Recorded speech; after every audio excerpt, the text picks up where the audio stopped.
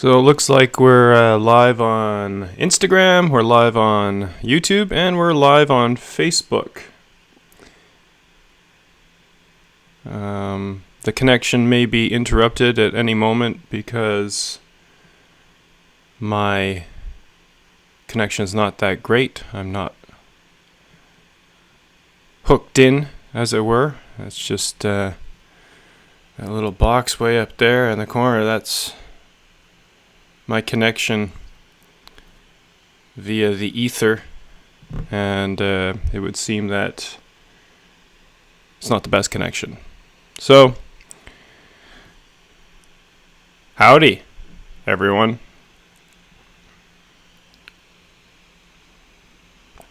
The question that I have, unless there's another question that someone else has, is what's important now, today? What's important? And let's talk about it.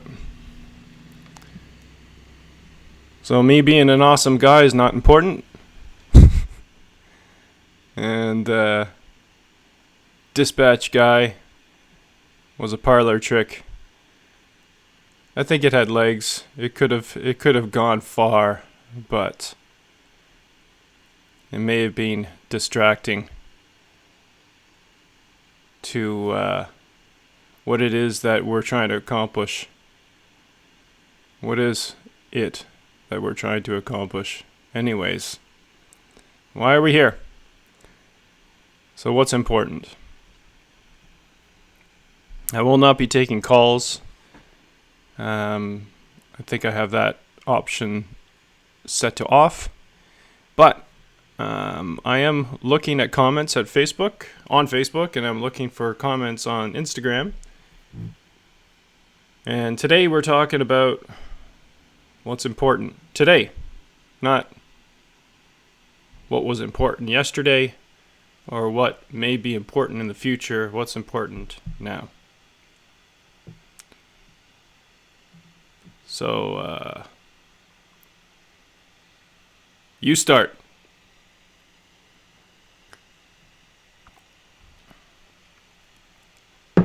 I could talk about the weather, that the wind is coming from the north, the snow is coming down at a furious pace.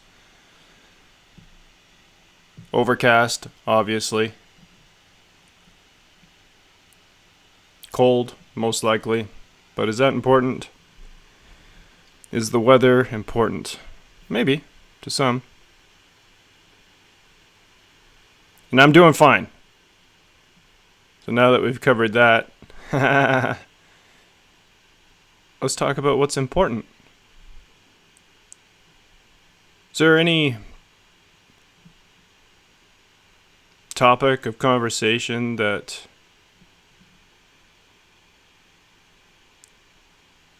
see? My live video stopped again. And I'm not sure why. There was an error publishing your video to newsfeed. Please check your connection and camera. This happens to me all the time, which makes my thing very disjointed, whatever it is that I'm doing. Instagram's still with us, and YouTube is still with us, but Facebook somehow has gone. So, I'm going to try to get them back. And we're discussing today what is important. And I'm taking questions or comments from either platform. Actually, YouTube, because I'm live streaming, I believe that that's not even an option to take comments. But so we're relying on Facebook and Instagram for the topic that we will be discussing.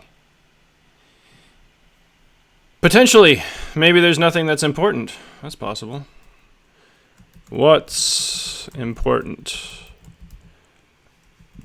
And I'm fine. So, let's just leave it at that. Let's talk about what's important. Going live on Facebook because we were disconnected. 3, 2, 1, live on Facebook. Coming to you live from Penticton, British Columbia, Canada. Home of who?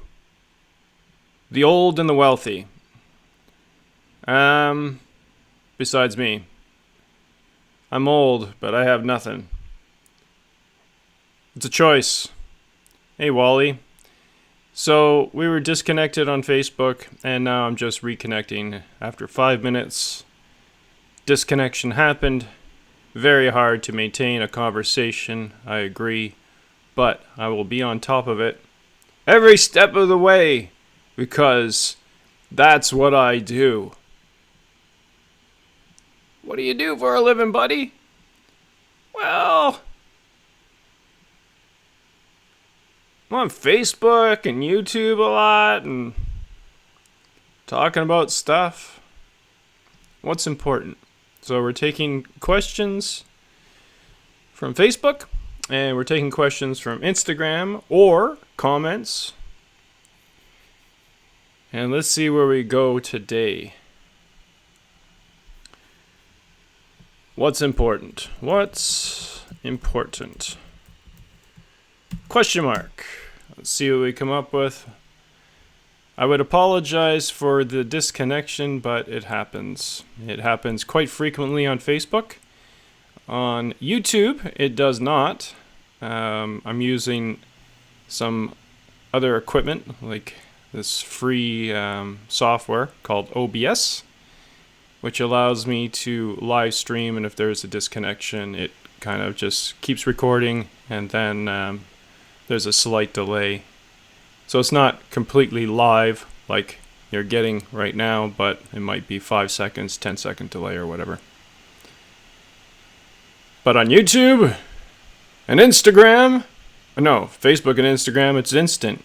However, on both of these platforms, it seems that the connection can be disconnected just like this at any point in time. So I'm going to keep on it and make sure that that does not happen. Or I can't do anything about it happening, but at least I could keep on top of maintaining a live video. Even though it's interrupted, I can continue it again. So what's important? Anybody? So now we're starting with a whole group of new people.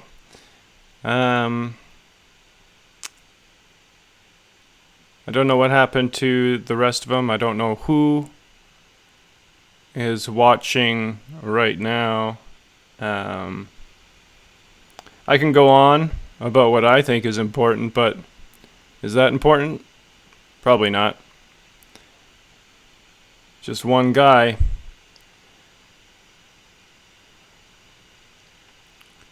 So, together I'm thinking maybe we can come up with a conversation. I am so adorable. Thanks. And not necessary for that. I'm not here to be adorable. I'm here to talk about what's important. So what's important? Anybody? In the meantime, I'm going to sit back and relax, have my coffee. It's a little on the cooler side. I had to set up my thing so that everything's in working order. And we're not doing music today because I don't know if that is a possibility, really. It might be distracting to what's important. So what's important? Anybody? Hey, how's it going? Good. Awesome. I wave to what's important? New person on Instagram. Snigeringo 1. Snaringo number 1. Snaringo. Snaringo? I don't know. It doesn't seem like a real name. What's important? Snaringo. Princess Anvil. Is that your real name? I highly doubt it. What's important on this Sunday morning? Why aren't you in church? Church. That's hilarious.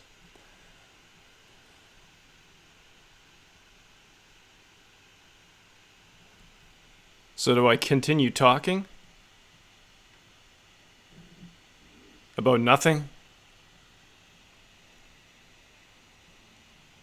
Should I maintain the conversation about the weather that I was talking about before? The wind is not as strong now. It's actually quite beautiful. The snow's coming down. If I could turn the computer, I would. I don't think you could see it from here. Maybe you could.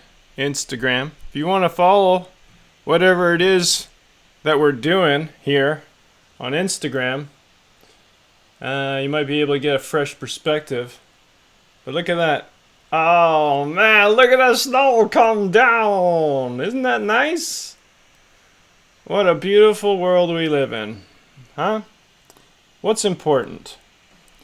I'm getting rid of this thing, and I'm going to create a whole different experience for Instagram while we figure out what it is that's important.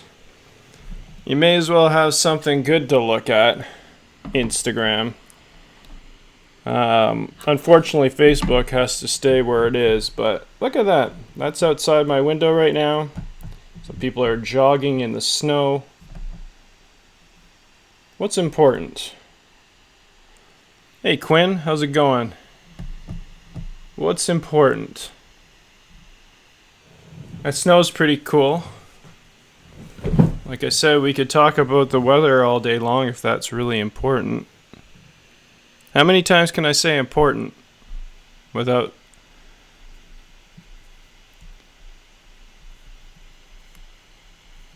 it sounding ridiculous and that we're up to nothing that's important? What's important? Melanie, Quinn. Hey, Quinn. The snow is beautiful. You're probably on Instagram too, eh? Look at that, eh? That's pretty cool. That is cool. That's important to share the beauty of it all on a Sunday. Not that Sunday has any real significance or has any more importance than any other day. Although there are those out there that think it's the day of rest.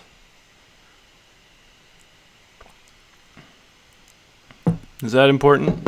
Church. Are there any church people out there that want to talk about what's important? What do you feel is important now? Not yesterday, not what will be, what's important now. Man, that's neat.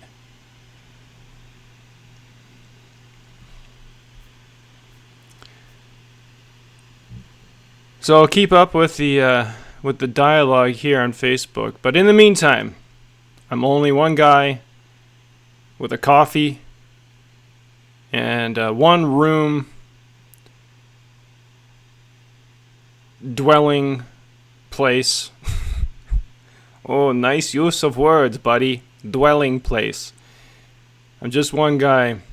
I don't have much, but I have this connection online. Facebook, YouTube, Instagram, all live right now. Sometimes, a lot of the time, expect at least 4 or 5 disconnections on Facebook and Instagram.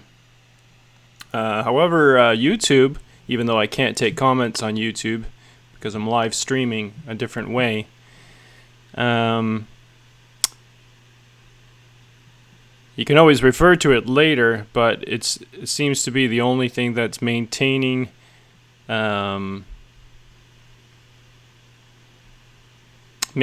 dialogue for any extended period of time. Whereas Facebook and Instagram cut out whenever they want. 5 minutes, half hour down the line.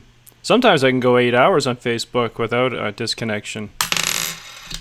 You wonder why things get disconnected. Especially when it's the same connection. That little box right there. You see it in the back corner. I should have the best wireless connection in the facility, but that's not true always. Jonathan, Melanie, Quinn, Wally. What's important?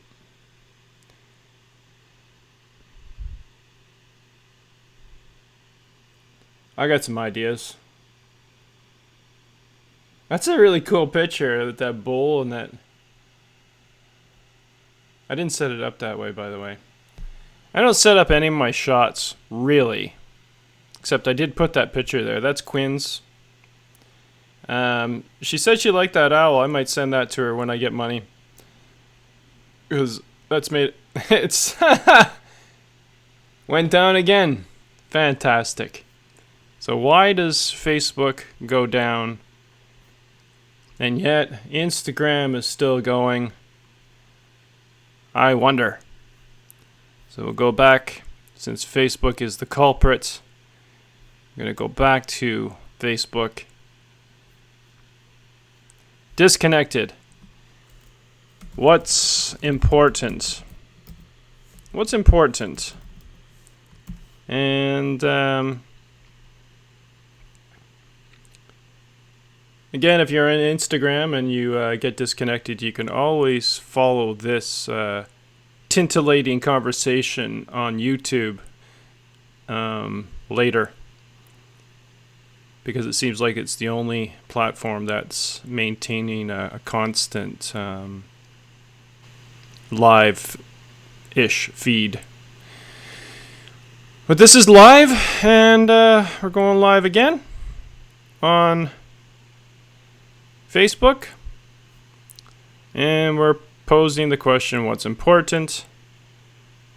Disconnected once again.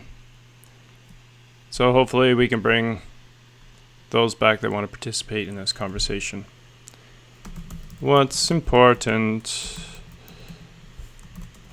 We were disconnected second time in the span of 15 minutes. I wonder why. That's important for us to have a conversation, to be able to maintain it. Why is Facebook disconnecting on us? I would like to know. Snow's still falling. Hey, how's it going?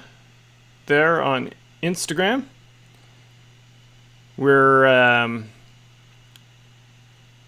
in the middle of a real snowstorm here. It's coming down, and I don't know if we're gonna make it out alive. Now it's pretty beautiful.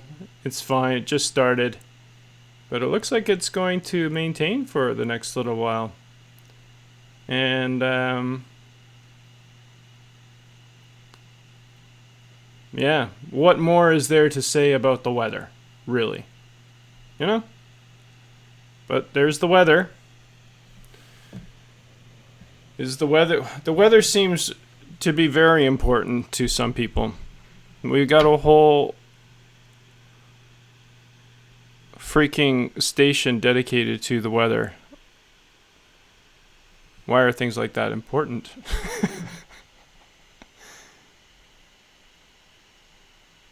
Are we missing the mark somewhere? Can we do it better?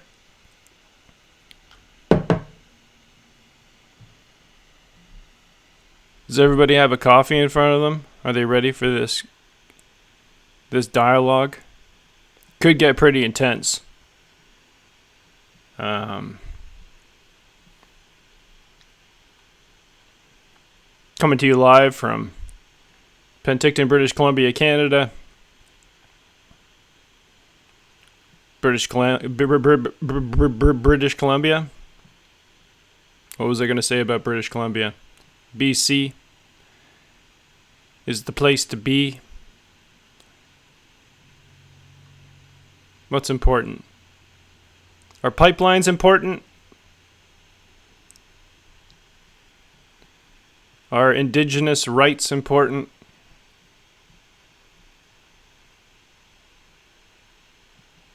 Is it important to keep open those lines of communication? Are we communicating? Are we hearing each other? When we have talks, are we just talking? Or are we listening? What's important? Government, religion, politics, spirituality. What's important? We deal only in facts here. The fact is that Facebook keeps on shutting down. And I don't know why. Why is that? And why is there nobody here right now?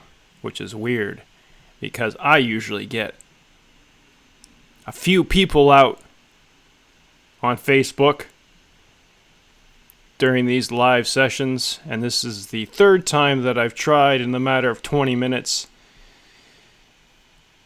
Let's see if we get disconnected again. So we're live, 4 minutes, 27 seconds. It's Sunday, 11:06 a.m. on February 23rd, 2020. And coming to you live on Instagram, YouTube, and Facebook. Instagram has not disconnected yet. So that also leads me to the question, why on Facebook have I been disconnected 3 times?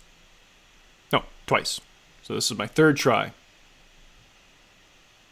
Why is that? Facebook, what are you doing? Is there a conspiracy? Is there something going on? Maybe. Because it's happened to me before. So it makes me believe that it could happen again. This is my second try on Facebook. I don't know if everybody knows that. At one time, I was known as Tom Cowles, which is also my name.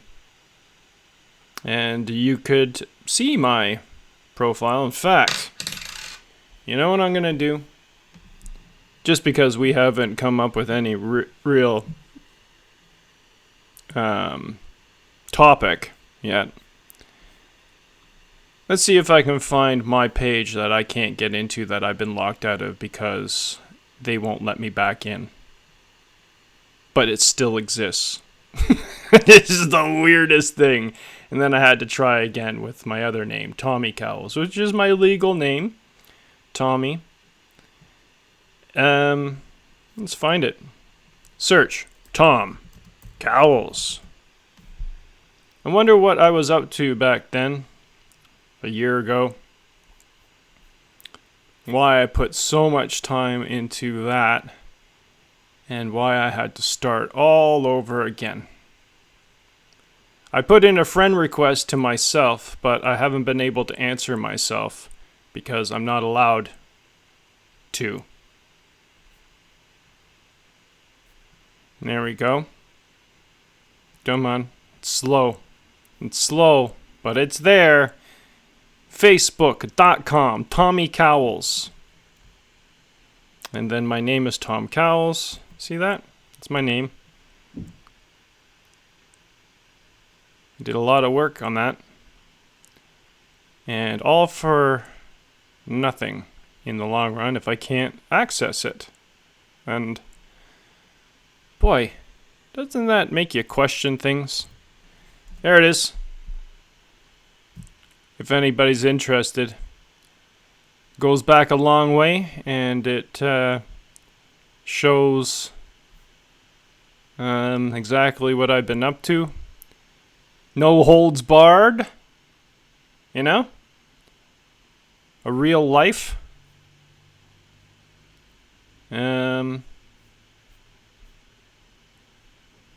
As real as I could put out there, for sure. Got a lot of people thinking that I'm insane, crazy for sharing so much. But I did. Why? Doesn't matter, does it? I can't access it anymore. But you know what I'm going to do?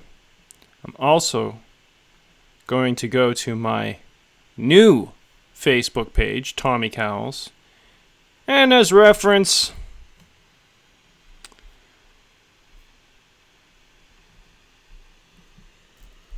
this is my profile that I am not allowed to access.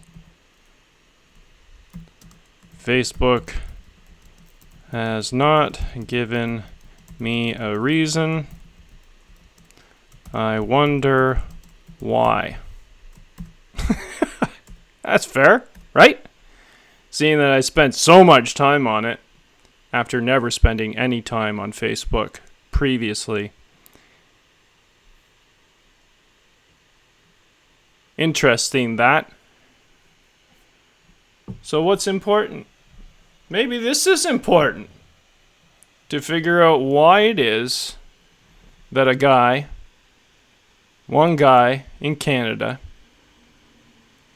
can't access his own Facebook account. I did go to CBC. I did go to Tacoma Falls University, or college. It's called college. Tacoma Falls College. It's not university. Tacoma Falls College in Georgia. Georgia.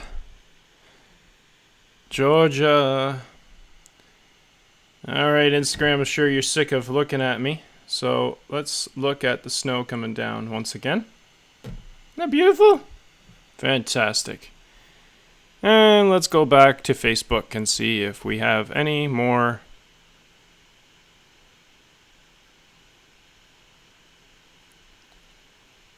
conversation that we need to talk about. What's important today?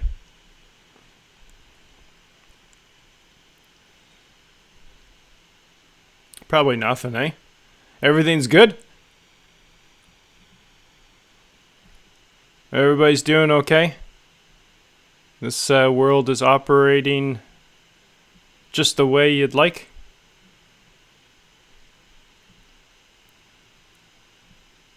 That's what I'm gathering. So everything's perfect, right? Come on. What's important? Think about it. Join me in this disjointed conversation that gets cut out every time we get a group of people together. Why does it cut out? That's a question. I think this is very important. Why is Facebook cutting out when my connection is there? And this right here is YouTube. Instagram, and it's not getting cut out. And YouTube isn't. There's a reason why YouTube isn't, because most likely because I'm using the OBS free software to live stream. But I don't know. Maybe not, because Instagram and Facebook is connected to that box immediately. And the only platform that cuts out is Facebook. So we got two things that came out of this diatribe of mine that might be worth pondering. Is first of all, why when we get a group of people together to talk about things, why we are disconnected on Facebook but not on Instagram, and they're on the same connection? Wireless? There? Why does that happen?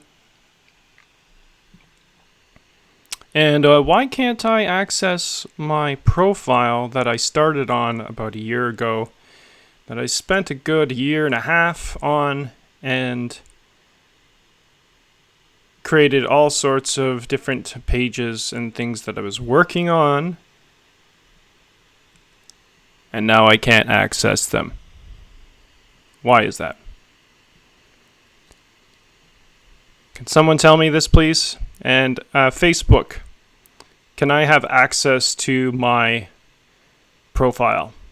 My profile that I created, that is obviously me, my picture, my face, my voice, my life is on that page. Why can't I access it?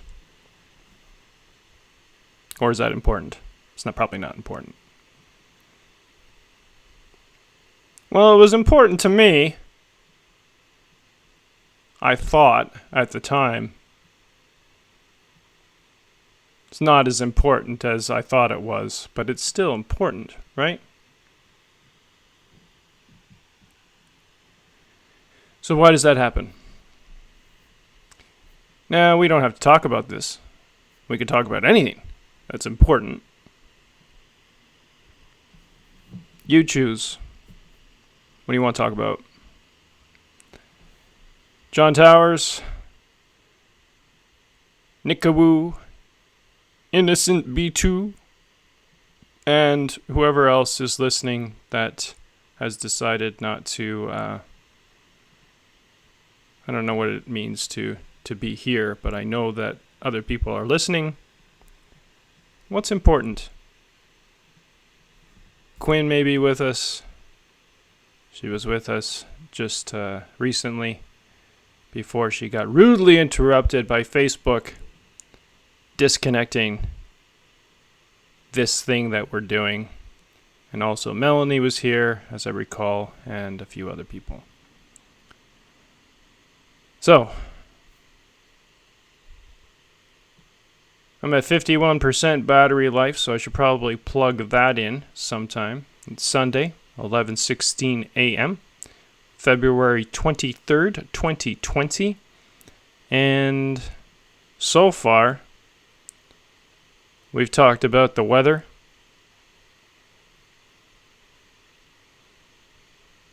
and the fact that Facebook keeps shutting things down prematurely,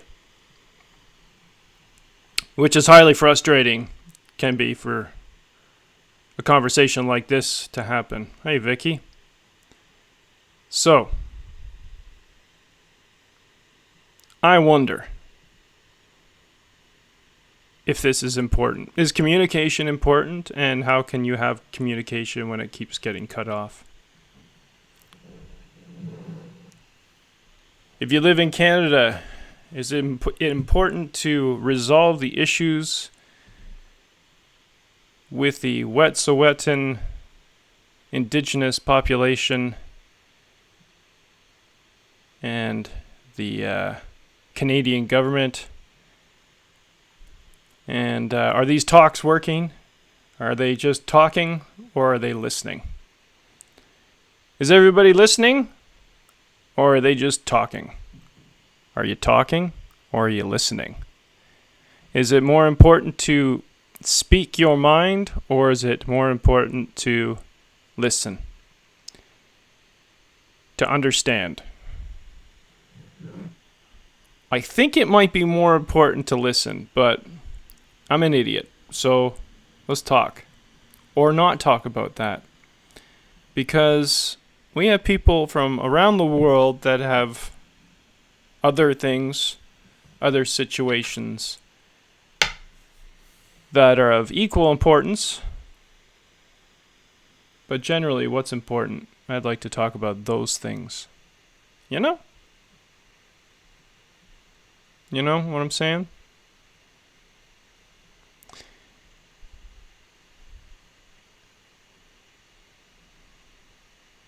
So, coffee's good. I got some cream, so that's fantastic. Thanks, Mom. Mom brought me over a few groceries, which was really quite nice. Thank you. Thank you. Cream and butter during this time. Family's important, right? I would imagine family's quite important, but that's a no-brainer, right? Kids, family, extended family, all those people you know, friends. But does it extend?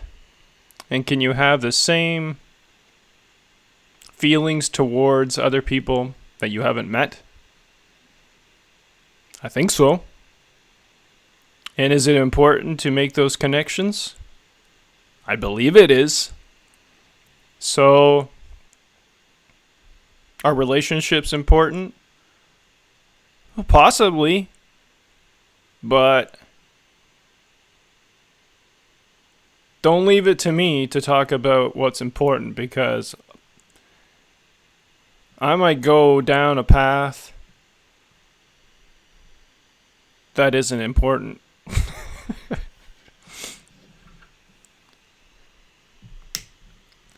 There's so many ways to tackle life. There are so many directions that we can go in, but we're hell-bent in sticking to what we've done in the past to maintain this mundane existence. And I, for one, am sick of it. Damn it.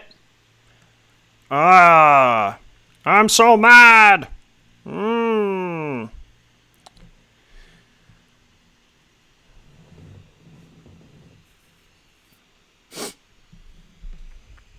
What's important? Are you waiting for me? Are you waiting for me to tell you what's important? Or are we having a discussion here? Don't leave it to me, an idiot, a moron, someone who does not know.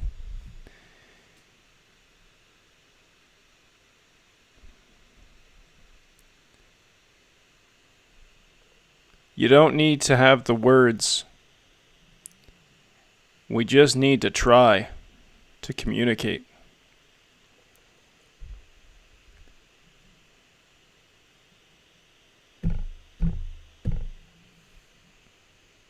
It's in the trying that counts. What is it that we're doing here? We're just having coffee together? Because that's fine. We could just have coffee. It doesn't have to be more than that. You're right. You're right. Could be about the weather. The snow is not coming down as fast as it was. It was more exciting about 20 minutes ago, but now it's not. It's just like a trickle of snow. Still overcast. There are no leaves on the trees. And it's most likely cold outside, so I'm staying inside. If that's okay with everybody that thinks they know me. Is it okay to spend the day doing this? I think it is. I think it's legitimate. What do you think, YouTube? What do you think, Instagram? Is it okay that we do this together? Can this be the important thing? Not everybody can be here all at once. But we can jump into the conversation at any time, because that's how it goes. People come, people go, but in the end, we're connected. Hey! YouTube is cutting out, is it? I wonder why. Let's look at it. Oh, there you are. Oh, look at that. I am receiving conversation on YouTube right now. Melanie, thank you. And what's going to happen now is I'm going to transition from Facebook to YouTube and see if we can do this different, because YouTube seems to be the one platform that's not cutting out. But I'll try to maintain this connection as long as I can on Facebook. But for now. So if anybody just came in, I'm coming to you live on Instagram, Facebook, and YouTube. But I'm going to predominantly be on YouTube right now because it looks like we have some action. So I'm going to read the comments that have come so far. And let's see where that takes us. What's Important? By Melanie Escamilla. Melanie is from the United States. We've had conversations with Melanie before, and Melanie has also called in one time, if you recall. She says, what's important? Is there a new way of being? I did some research online and heartfelt both. I made tea. Somewhere, we have the power to choose the attention we give to anything going through our minds. I read that we can enrich this practice of witnessing our minds by inviting our hearts to participate in the process. The tool we have, as I read in this process, is our focus. It went on to say, and I agree, we might not be able to stop our minds from producing thoughts, but we can fill the spaces between our thoughts with the energy of love. I read the marriage between the heart gives birth to a new way of being. Marriage between the heart and mind, I meant to say. I'm going to read it one more time so that we thoroughly understand exactly what it is that Melanie is putting forth right now, which may be pretty important. So she says, once again, for the second time, this is Melanie Escamilla. She says, what's important? ... Is there a new way of being? I did some research online and heartfelt both. I made tea. It's always a good place to start. Somewhere we have the power to choose the attention we give to anything going through our minds. Let me start again. Focus. Focus on what Melanie is saying. Tom. What's important? Is there a new way of being? I did some research online and heartfelt both. I made tea. Somewhere we have the power to choose the attention we give to anything going through our minds. I read that we can enrich this practice of witnessing our minds by inviting our hearts to participate in the process. The tool we have, as I read in this process, is our focus. It went on to say, and I agree, we might not be able to stop our minds from producing thoughts, but we can fill the spaces between our thoughts with the energy of love. I read, the marriage between the heart gives birth to a new way of being. Marriage between the heart and the mind. Yes. I think that's a really good place to start on this Sunday afternoon. Sunday morning still, 11:28 p.m. And before we expound on that, I got to plug my computer in.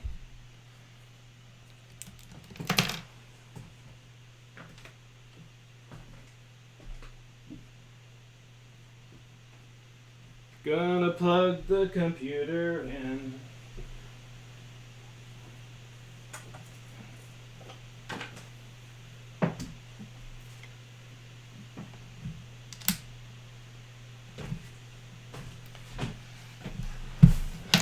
All right, so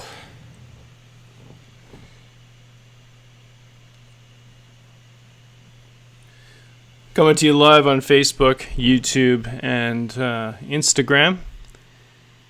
And now we're talking about conversation that Melanie would like to have, and I think it's a very important conversation, and let's see if we can get closer to whatever it is that's important.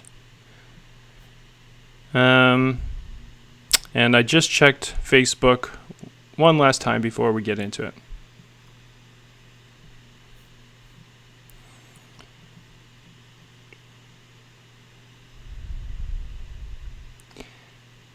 So there does seem to be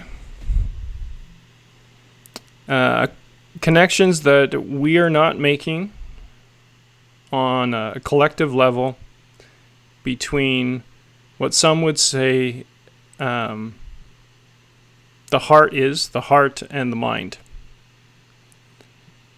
And for most of us, we can attribute this, whatever it is, love, compassion, which I believe we can all agree just on principle that it's important, not that we understand it. Most of us don't. But that love comes from this. We point to the heart all the time. And there's probably some legitimacy to this, because in our hearts, even from a scientific perspective, there are neurons in our hearts, just like there are neurons in our brains that make connections all the time. There are neurons in our hearts as well that have. It would seem that the heart has its own intelligence, and quite possibly, without saying that I know, but quite possibly that intelligence is deeper than the intelligence that we have up here. And sticking with this point, this thing that we've overused, and we overthink its value because of how complex it is. We put it out there willy-nilly. We say that the human brain is the most complex thing that the universe has to offer, or that the universe has created. Which, come on, how can that be really possible? It's so limited, right? But it is pretty incredible, the amount of processing power that it has. But have we overused this thing called mind? And we've talked about this before, and I'm not sure it's set in with most of us, but it is pretty obvious that we've overused it to the point, and we've thought about it so much, we've given it a life of its own. In the mind, that's where your whole identity is wrapped up. That's where the past lives. And throughout the past, we accumulate all this knowledge that we think is important. And then it becomes us, the ego, the voice box that's talking to you right now.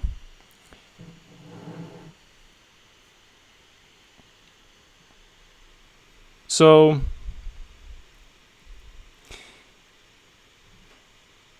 this connection, how do I put it? This connection, and the solution most likely to all of the world's problems, issues, violence, whatever it is, list goes on, greed, whatever, can be solved by making this connection. Because somewhere down the line, we have severed the connection between mind and heart, or mind and body, or mind and the universe, and it extends further and it goes deeper, but we in our minds stay at a very shallow level. And for the most part, we as human beings seem to be content living in the shallows. And is it important? Is it serving us well?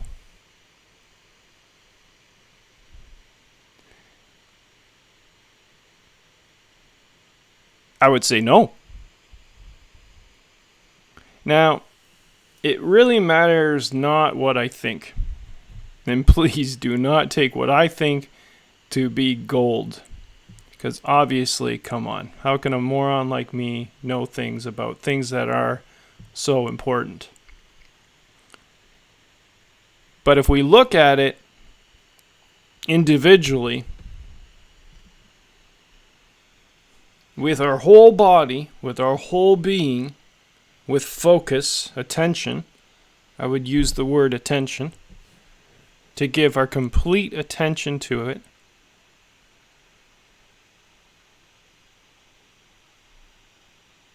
if we were able to make that connection and to be completely attentive,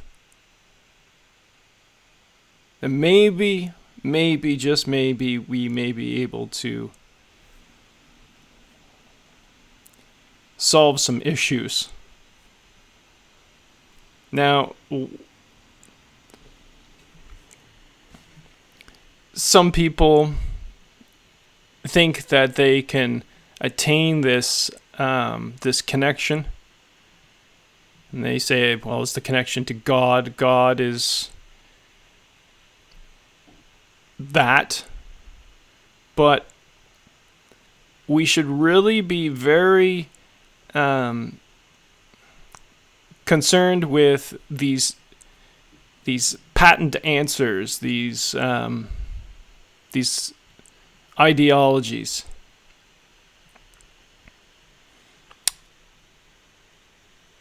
Melanie also goes on to say, in order to grow beyond our ordinary mental activities, we must learn to stop listening to the chatterboxes of our minds. This is true. Now, just as well as that we should not give ourselves to what other people are saying, the chatterboxes in our lives, the people that make the most noise, we tend to listen to, and we subscribe to whatever viewpoint is talking loudest. But we should also be very concerned about the conversation, the dialogue that we're all having in our individual minds.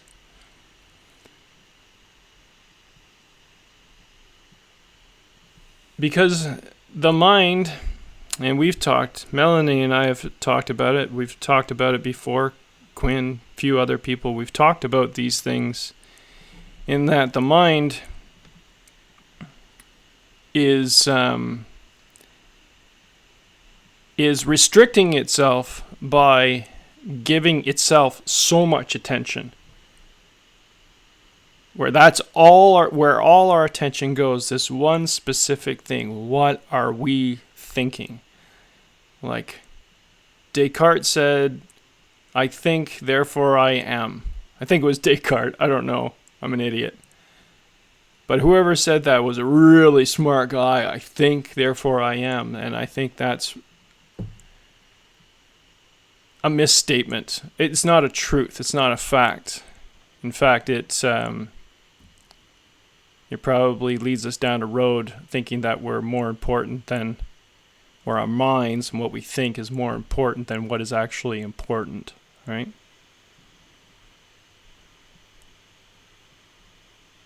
So let's read it again. In order to grow beyond our ordinary mental activities, we must learn to stop listening to the chatterboxes of our minds.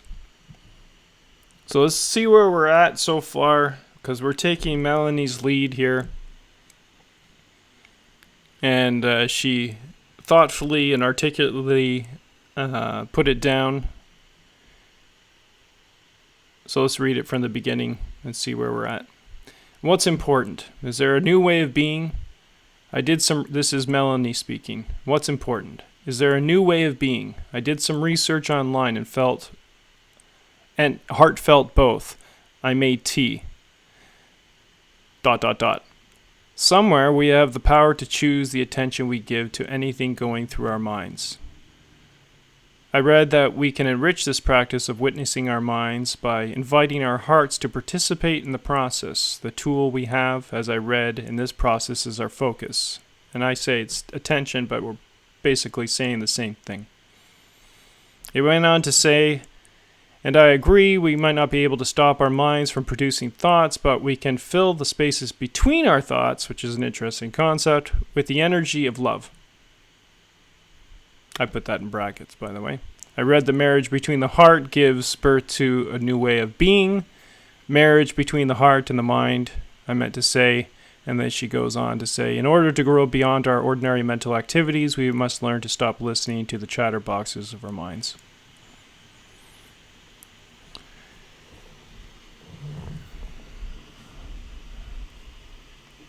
So, the one thing that's the last thing that stood out to me reading this, and thank you for this, because it makes it easier for us to have a dialogue together when there's more than just one person being the chatterbox.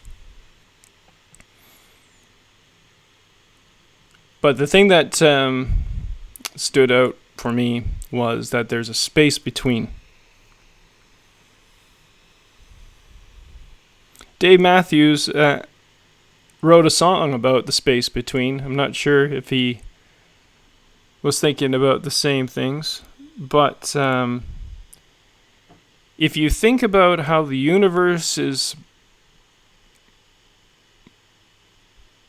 laid out, how it's created, or what it is, if you really look at the universe in all of its totality, you will understand that there is more space between everything that we see than there is things that we see. And in space, if you look in space, you can see that there's this darkness, right? And it seems like there's a huge gap between the various stars and planets and universes. But if you look at it, there are certain images that you can look at how it almost looks like a human brain, the connections that the neurons make in our own brains are happening in the entire, universe, the space that we see beyond this world. And then, as well, the space between, if you look, and this is science, folks. I'm not a scientist. Obviously, I'm not a scientist. So please don't put me in that category. It won't serve you proper. But if you look at matter, okay, so you take this coin, all right, and I don't know what it's made out of. Maybe it's made out of nickel. I don't know. Maybe there's a little bit of silver in there. I have no idea what's in this Canadian quarter.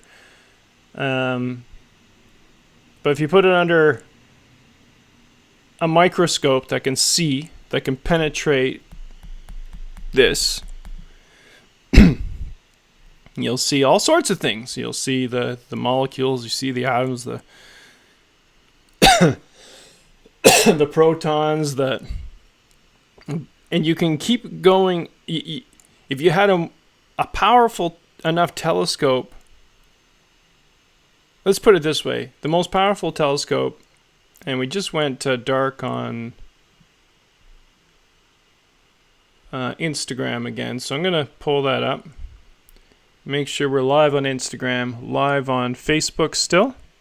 Yeah, we're still live on Facebook.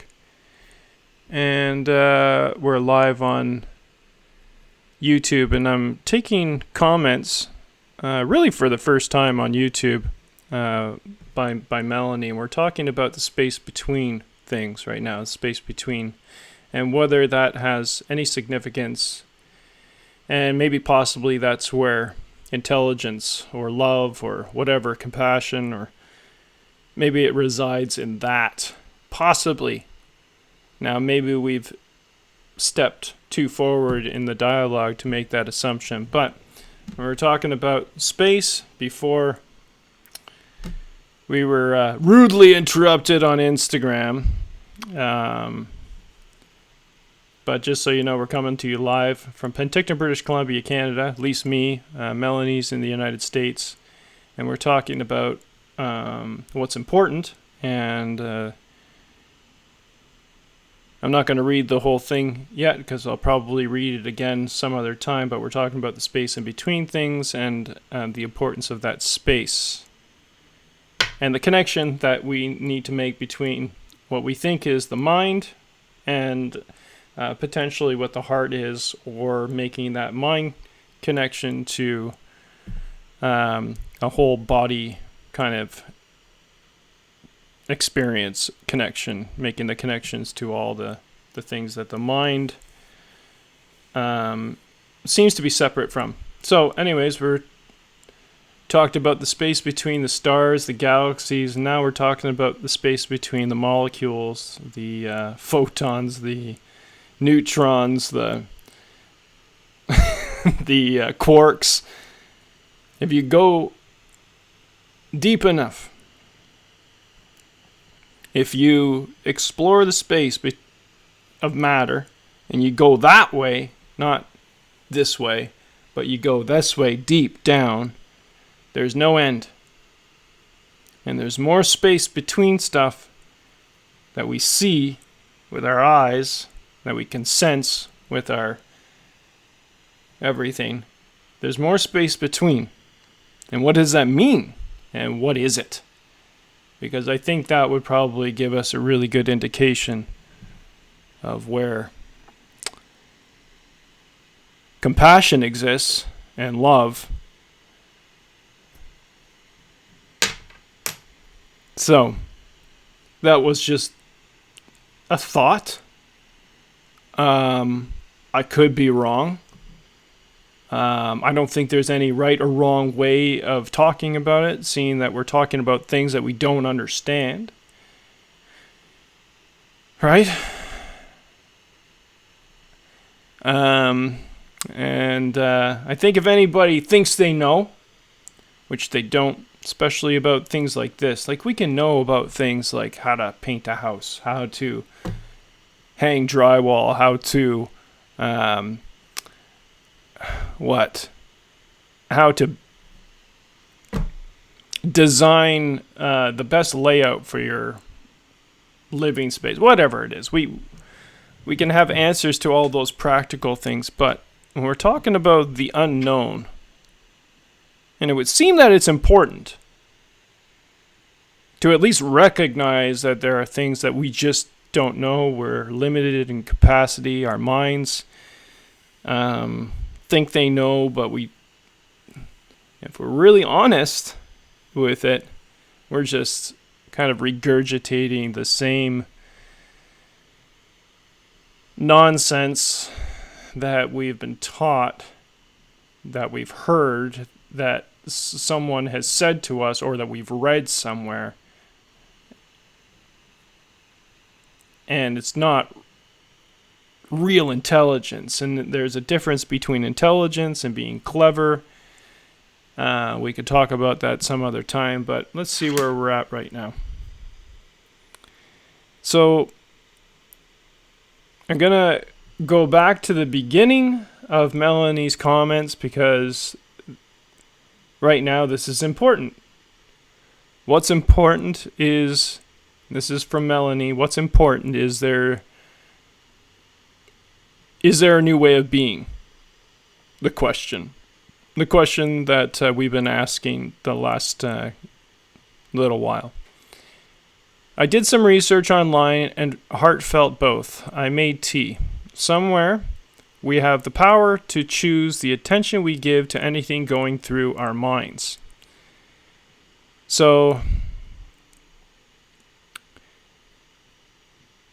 as soon as we give something attention, focus, and she used both the words, and attention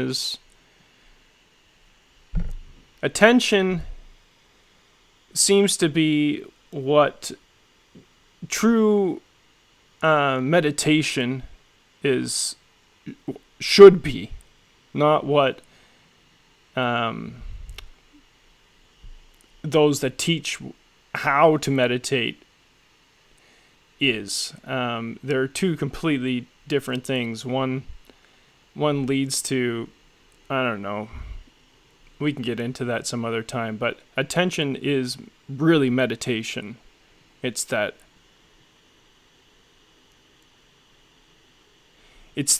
ability to see things as they are now, not with any preconceived ideas of how the past has molded it or how the future might shape it. It's the ability to see things in the present moment. And the mind has a hard time with this. I'll finish what Melanie wrote down for Instagram, maybe at the end. But right now, I'm kind of going on with this thought. And maybe it makes sense, maybe it doesn't. It might seem slightly disjointed, and we may be skipping around a little bit, but I think we're coming closer to something that is of importance, that if we really give it our whole attention, we would not only be better off individually, in that we would be more contented with life, but on a collective level, from a humanity perspective, society, civilization, these things can improve as well. Right? So she goes on, I read that we enrich the practice of witnessing our minds by inviting our hearts to participate in the process. Now, there's certain people like Greg Braden that have done some research on this. The HeartMath Institute has also done some pretty serious and scientific research on the connection between heart and mind.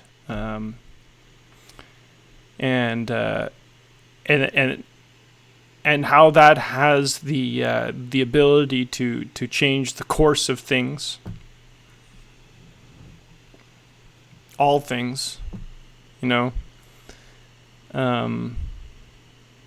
So that's worth looking into. The HeartMath Institute, Greg Braden. I used to listen to some of his stuff years back. And there are connections that between heart and brain,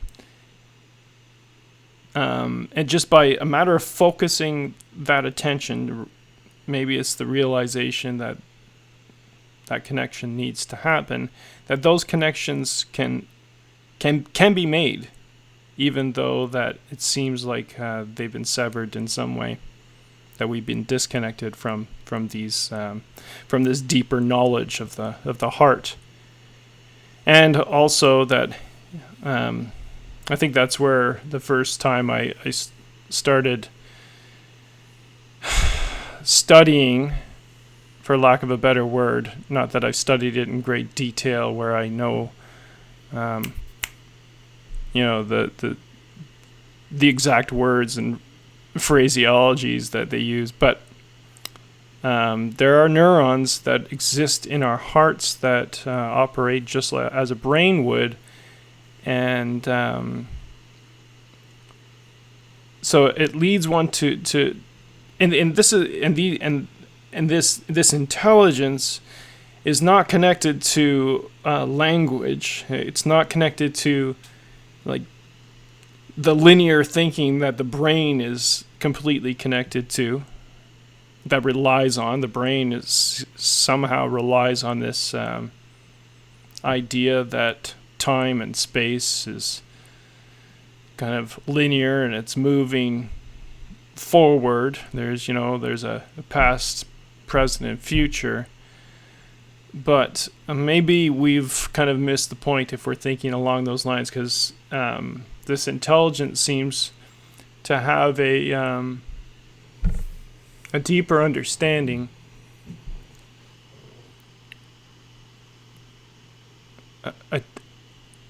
a deeper, I don't know how you put it, because you can't. We're talking about things that that language is incapable of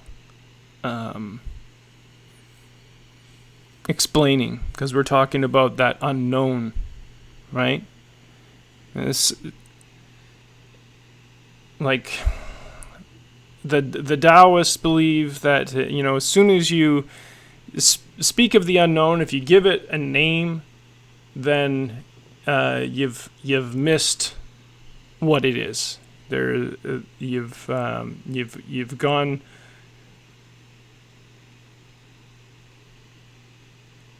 You've gone to something that isn't the truth. That like, let's say we put a name to it. We say it's God. We say it's Yahweh. We say it's Buddha. We say it's whoever it is that is the next religious teacher, or as soon as we've named it, we know it's not it. So we can be rest assured that the truth, and that and maybe and I don't know if we've made the connection yet between that space and what the truth is, and for lack of a better word, what God is, if we're talking about the same thing. If we're talking about the unknowable, the all-knowing, the omniscient, the omnipresent, the omnipotent thing, it. But even saying it is not doing it service.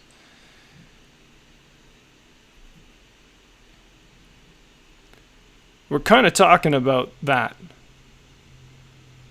right? The fabric of everything, theory of everything. But we don't want to deal with theories anymore, because there's so many theories, there's so many philosophies. So we really gotta go with what we know, right? Melanie goes on to say, and then she made another comment here, but I'll finish. I'll just go with her next comment here. We're all unique and could look at it in many ways.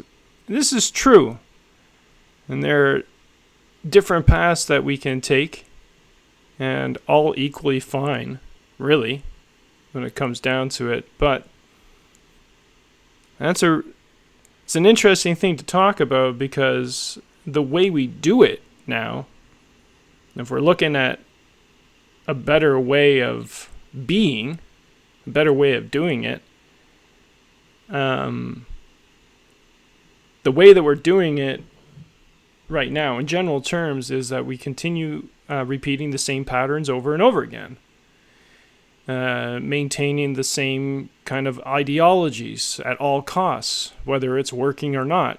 So, like, you see it everywhere. You see it in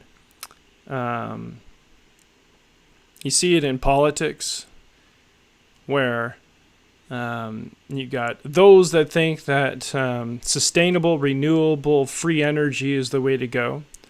And that's different, and it's doable, and that's a change in a direction that could result in something that's better than what we have. But then you have those that are in power that operate on the level of mind and continue to regurgitate the same shitty patterns, like oil, combustion engines, reverting back to dirty energy like coal, and this all in the name of profit. So we are all unique. Like Melanie says, we are all unique, and we can look at this thing in doing it differently in so many different ways. So there's no one way that is the way, but there are multiple avenues that we can take that are more optimal for sure.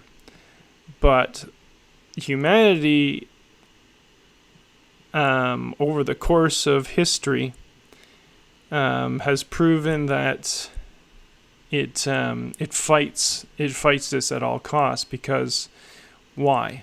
Well, because humanity lives in their brains, they live in their minds, and they've allowed their ego, their identity to tell them.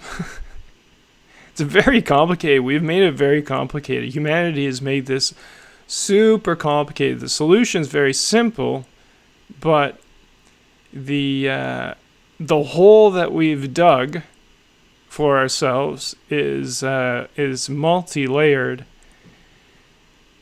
and throughout millions of years we've accumulated these notions, these ways of doing things that have resulted in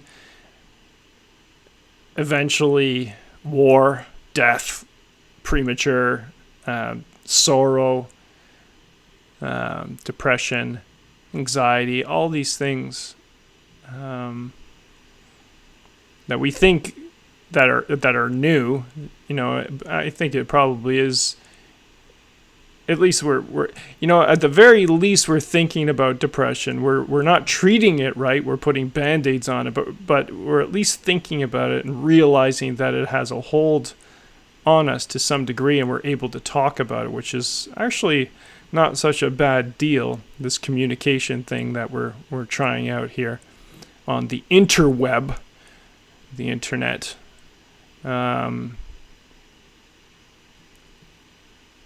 These things are important. And through my research, and I put that very loosely when I say research, because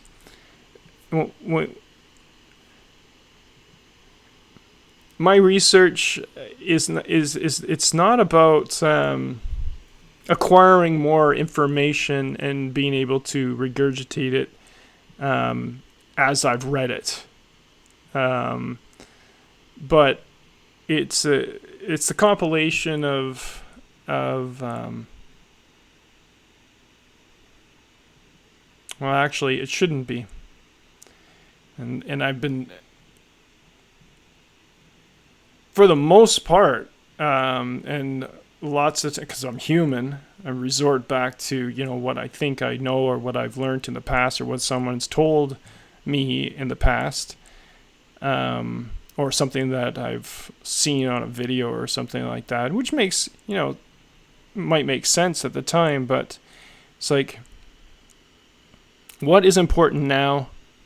And there has to be a time where we need to come at this from not quoting more intelligent people. That's the last thing that we need, are more people that think they know and are kind of molding the conversation to suit whatever it is that they're trying to achieve.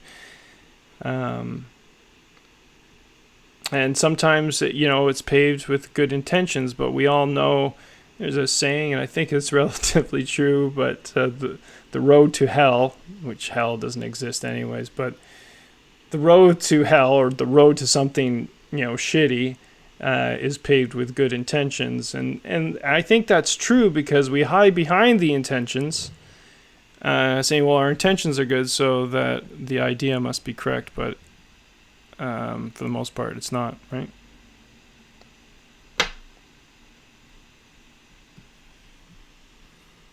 So, where are we at? Let's. I'm just gonna go to Facebook here for 2 seconds. See if we still got a connection, and we do. So we got Quinn, we got Melanie, we got this person that I don't know how to pronounce the name, Vicky, John Towers, Nikawa, Innocent B2, and a few other people, Vicky and Deborah. And then whoever else is listening on Instagram, I don't know if I can't see anybody, so I don't know how it all kind of works. But right now we're on YouTube, and the conversation is being steered by Melanie Escamilla. And I think we got somewhere, or at least we've put some inadequate words to whatever it is we're talking about, that we're thinking about, that we're focusing on, that our attention is on. And it would really seem that this is very, very important.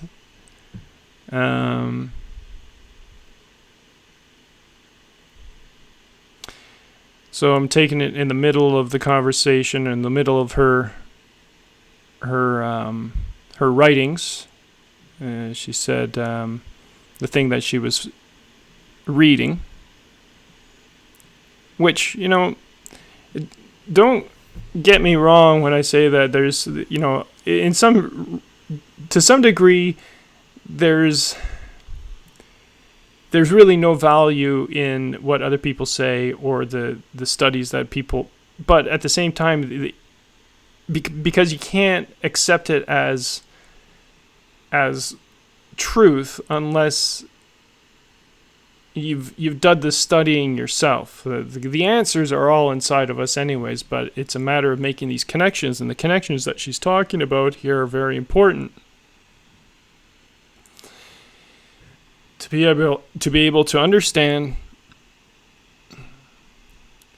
what it means to operate on a different level, not a surface level where we're at now. And surface, what I mean by surface is accepting things like the inequality of wealth. So this is not the best way of being. In fact, it's the end of civilizations always. If you go back into history, if you study it, when there's inequality of wealth and the gap gets wider and wider, and let's say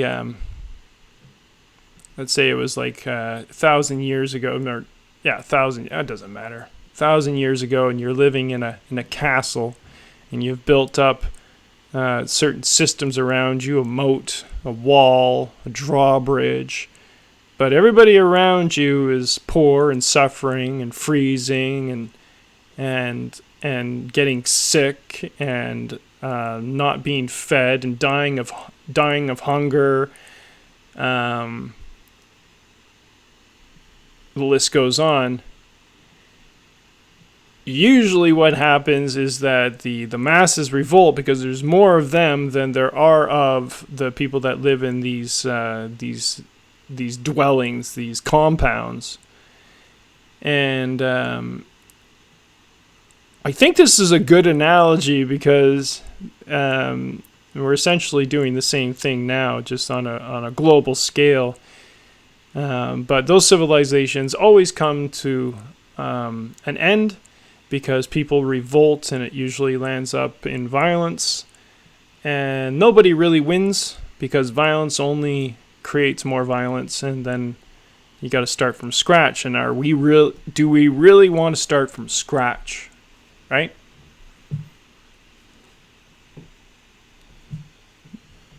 Like, we might have to, when it comes to the planet and how humanity has stripped it of its forests, of its wildlife, of its vegetation. We've exchanged the need, the domination over animals, and the need to eat these animals, beef, cows, cutting down rainforests, burning rainforests for cows, so that we can eat these cows, right? And is it good for us? Most likely not. This is just one example of how we're screwing the earth.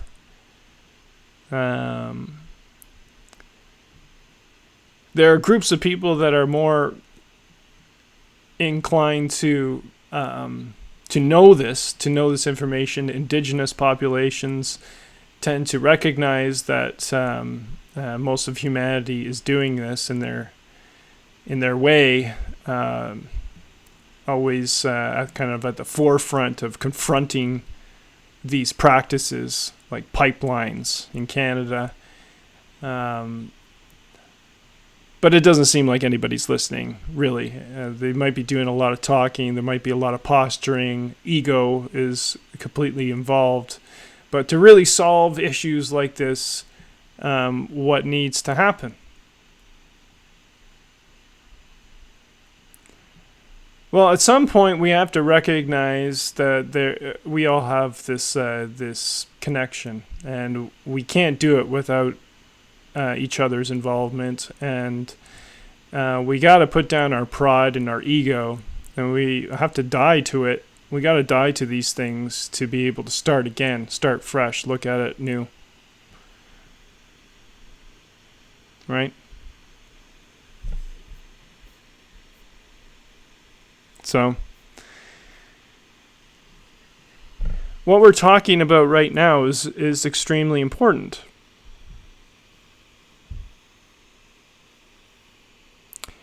But what we've made important is occupying us with the surface. So instead of putting our attention, our focus on things that are obviously important, like environment, war, violence, the increasing greed that we see, and the acceptance of that greed as being just a normal way of being, the lies that are continually being perpetuated by governments.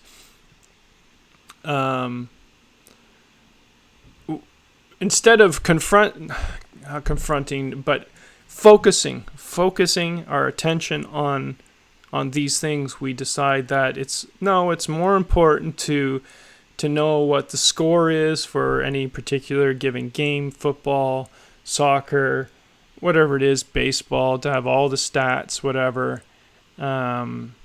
We occupy ourselves with the next movie that's coming down the pike that really, if you look at the movies and I'm a movie guy too, but we're just rehashing the same kind of concepts that we've dealt with in the past, or the same storylines too. So creativity is at an all-time low, and that's a problem, because without creativity, and creativity has something to do with love and compassion and all these things. Creativity. Numbers aren't creative. Stats aren't creative. Business is not creative. Being able to organize a group of people to work for you for low wages is not creative. It's destructive, right? So creativity is on an all-time low.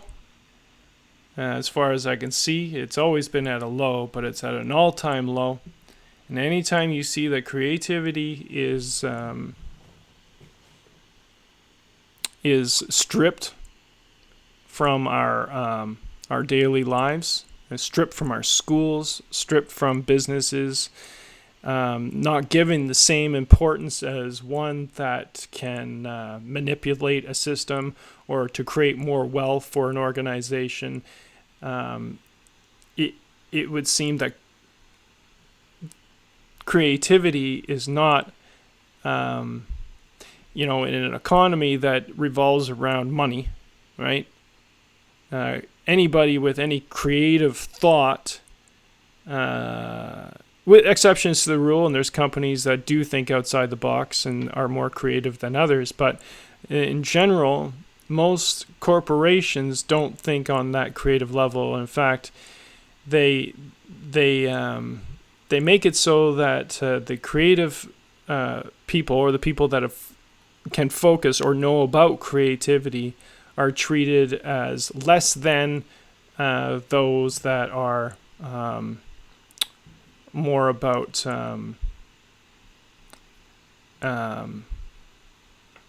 graphs and charts and equations and bean counting and shit like that, right? Which is crazy. There's a level of insanity that's going on in humanity that it's in our minds, right? It's in our collective thought.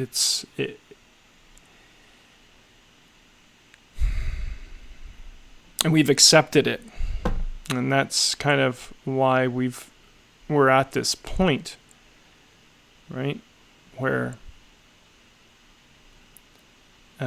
there's an overwhelming sense of sorrow.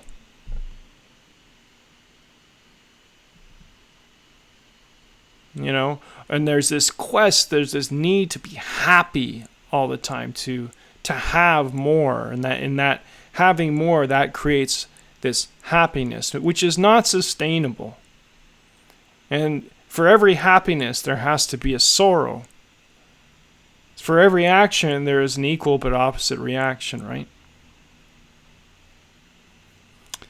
Melanie goes on. She said, I said, Ken, as if that, let's make sure I get this right.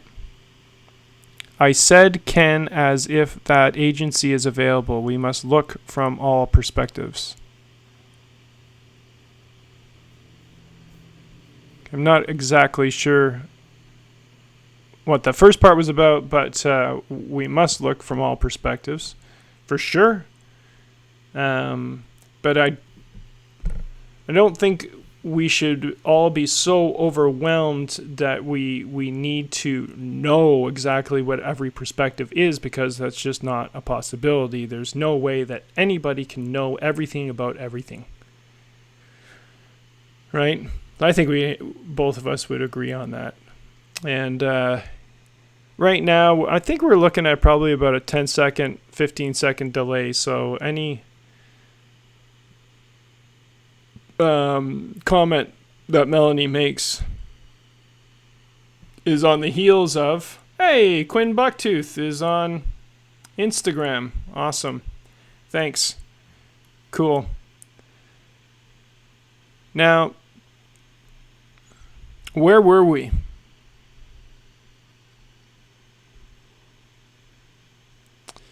So we must look from all perspectives. I had said, not that it matters what I say, but that we can't know everything about everything, but there are different perspectives and there are different ways of doing things. And really, when it comes down to it, even though there are people, and it's mostly those people that are at the top, that top 1%, the top 0.5, the top whatever, 0.25% of the population is manipulating the general population to do their bidding, okay? And the majority of the population has accepted this and just plug in and follow suit. They are followers. Most people are followers, but there are infinite number of possibilities. And if we really know that there are an infinite number of possibilities, how can we, in good conscience, or how can we, by using common sense, if we know this to be true, common sense would dictate to us, or would say to us, that it would be idiotic, it would be stupid, it would be unintelligent to stay in the boxes that we've created for ourselves or that other people have created for us. So why are we focused on this, and why have we focused our attention on things that aren't important, such as entertaining ourselves with, i.e., kind of sports, movies, TV shows, news, whatever it is? It seems like this is now the entertainment. This is a big football game. I'm looking at CNN, just the picture, right? Security advisor: I haven't seen any evidence of Russia helping Trump. Okay, so, it's perpetuating the same kind of dialogue. We all know that these things are happening, but how much information do we need to disqualify people like Donald Trump and others like him, both on the Republican side and the Democratic side of the scales, with money? How long? Why do we allow these people to continue operating and dictating to us what needs to happen? I don't have a vote anyways, and not that any vote really counts in the long run unless there's that ability to change the system. And, if there's any candidate out there that, could possibly maybe make a change in the right direction, is probably a guy like Bernie Sanders, that at one time ran as an independent, but now is running under the Liberal banner, but has gained momentum and have built, a good, solid foundation in who follows that line of thinking. It's at least it's different, But there are all sorts of different ways that you can go about changing the world, changing your country.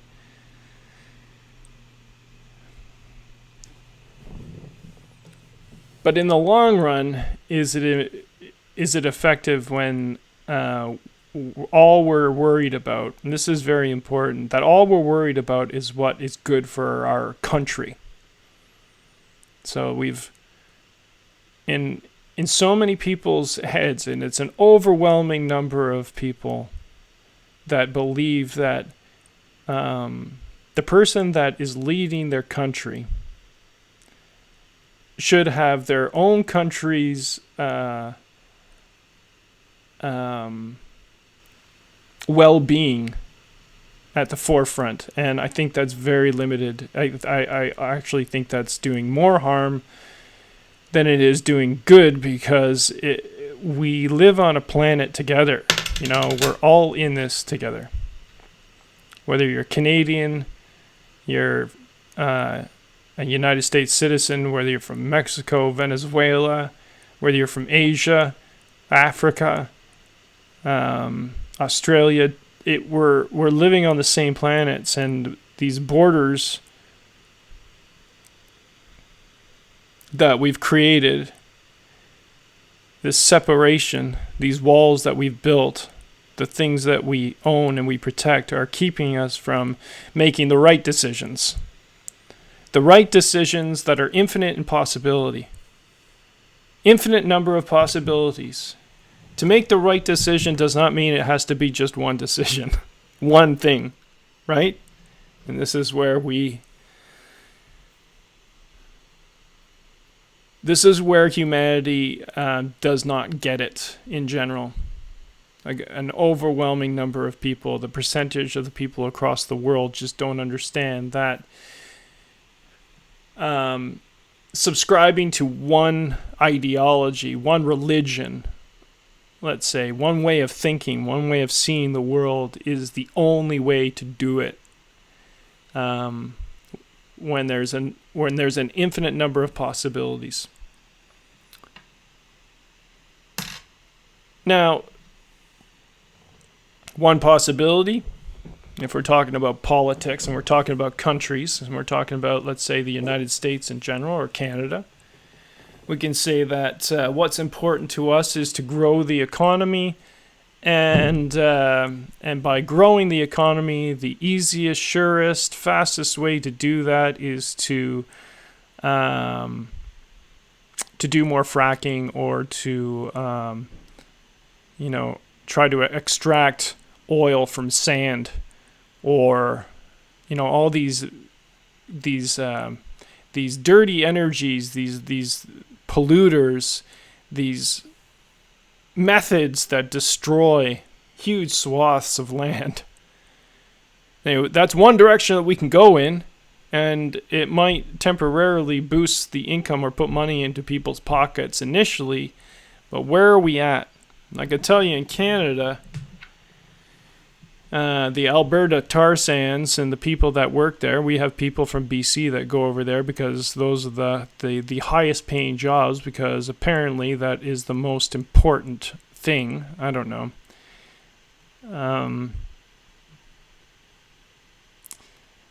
And my question when I think about that is that, are we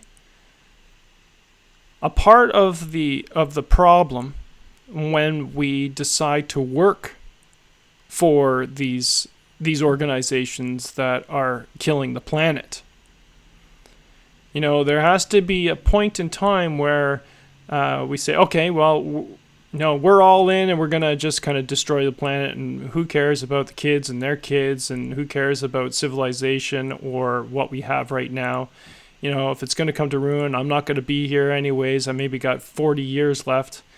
Tops, 40, 50 years, whatever it is, wherever you're at, and you could think along those lines. But if you know anything about time, and if you know anything about yourself, and if you know anything about that space between and that higher intelligence or that deeper intelligence that may, to some degree be located in the heart, and that is connected to the word compassion and love, unconditional love.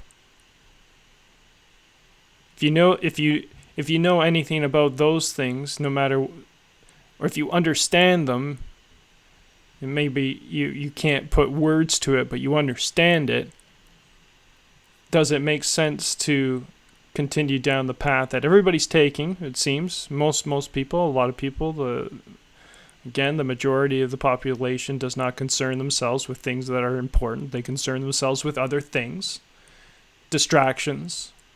And there's a reason why these distractions exist, why money is being fed into these things. Keep the masses happy.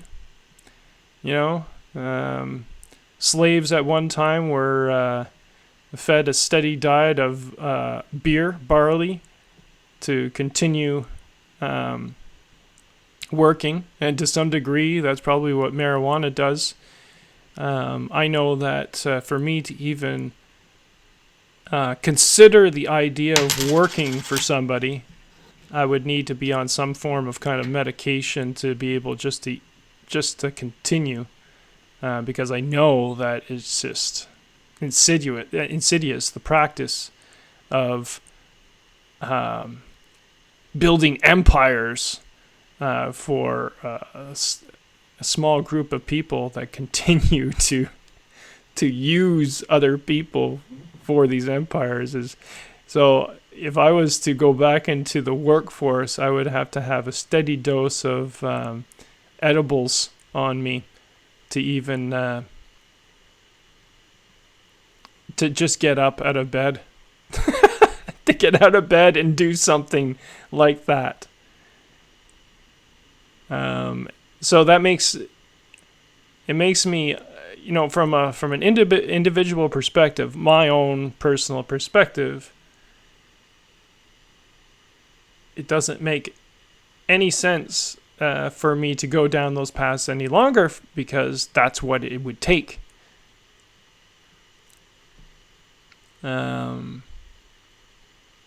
So it's a lot easier. It's a choice that I've made to have really nothing, because it's that point of not having anything or not being attached to anything that gives me the freedom to think outside of these boxes. The only thing that matters to me is to be free. To be free while here on this planet, that's important. And, are we free?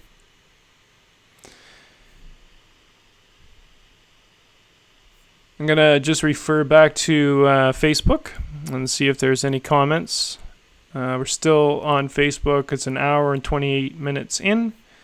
We're live on YouTube, an hour and 47 minutes in. We were cut off on Facebook about 3 times and twice on Instagram. We got Quinn Bucktooth on Instagram, Melanie Escamilla on YouTube, and then a few other people on Facebook. And right now we're taking questions and comments from all platforms, which is great to know. I'm slow. Bear with me. I think together we have a better chance at finding out what it is that's important. And these things that we're talking about right now are exactly what rings true to me, at least.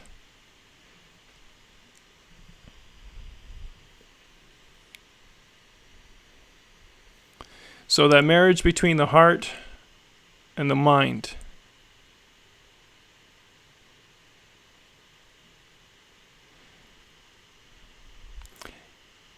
The heart knowledge is that deeper knowledge that is not bound by words, thoughts. It may have something to do with feeling, intuition, things of that nature. But now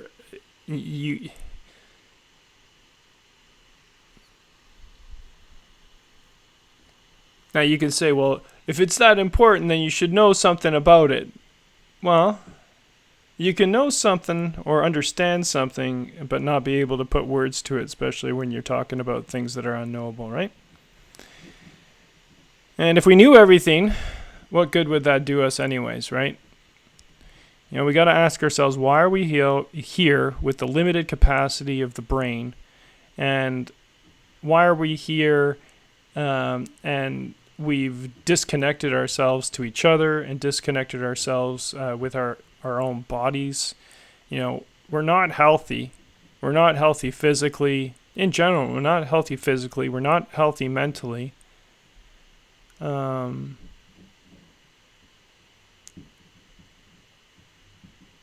So the importance of knowing why is probably super important if we want to get better, to heal the planet, to heal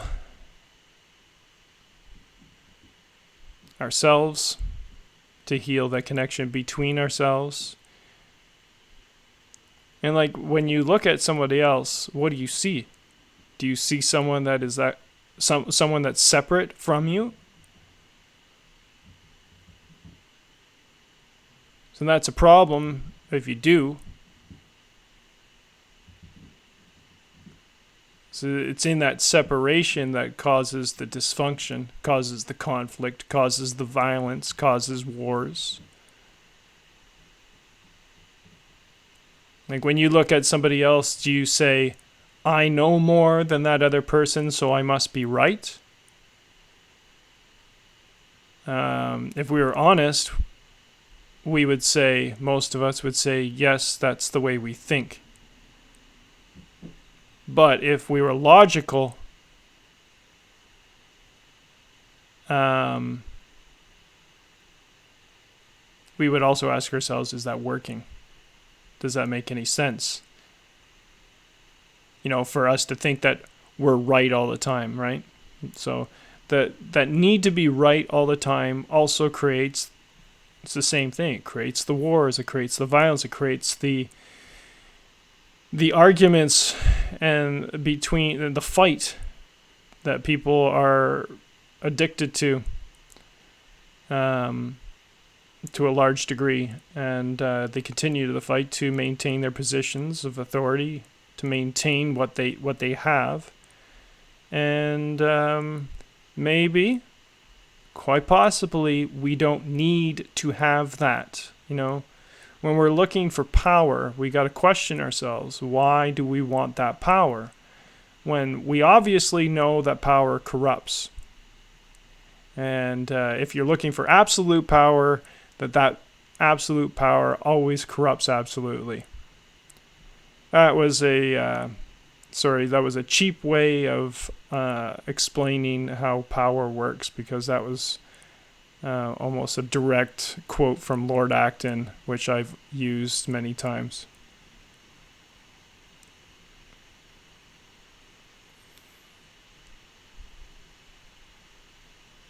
So, here we are.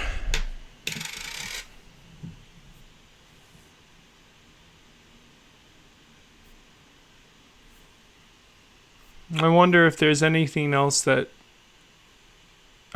we can add to this, or maybe this is, the time where we can kind of digest what it is that we were talking about, and then we can come in with fresh perspectives on it next time. I'm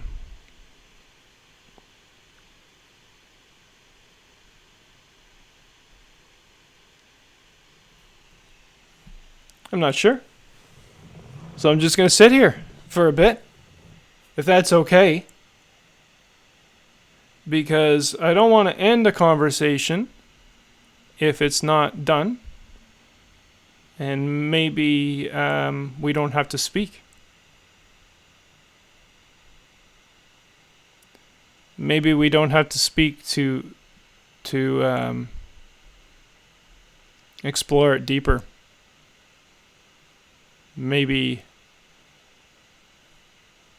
the act of being present now together is of importance, right? I have a feeling that it is.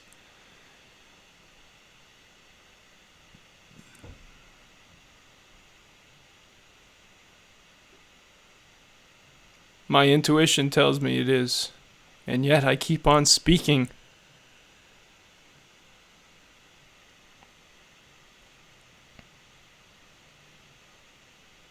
I question this thing called language. I wonder if it's serving us proper. I wonder if we've made it so complicated that like the Tower of Babel in the Bible, where no one's understanding each other because they just don't understand what it is someone else is saying, and neither does the person that's saying it understand what they're saying. They're just saying words, talking points. Like, I like Trump,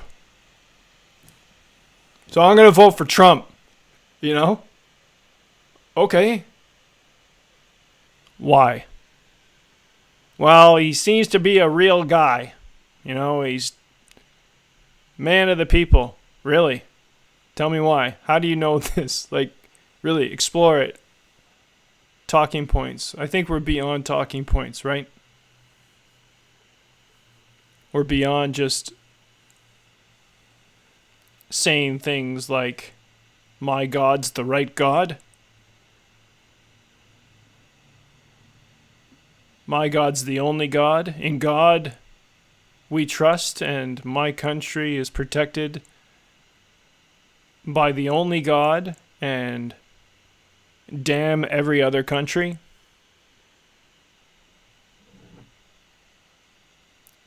Really? Think about it. Think about who your God represents. What your God represents. The God that you've created in your mind, what does it represent to you? Because you've created it. Right?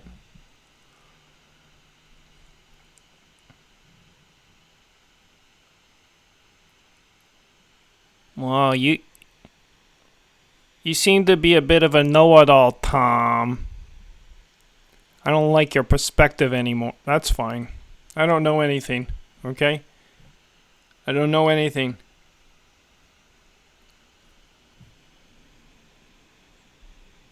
This is a conversation that we're having, right? And maybe words are not doing us a service unless we know exactly what we're talking about, unless we're 100% on the same page when we talk about love, compassion, greed, arrogance, pride.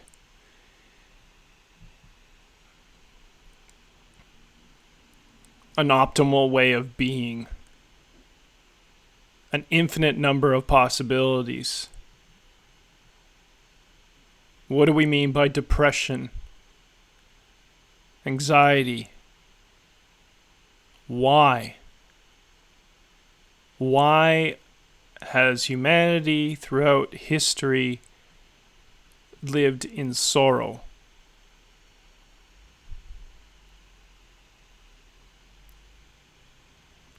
Could it be that there are those that need it to be that way to maintain the control, the power that they have? And do these people realize that they have the ability to manipulate large groups of people to maintain that control? And how do they use fear to do this? Because fear is a very powerful tool, but in the end, anybody who leads by fear eventually will lose, because everybody loses, right?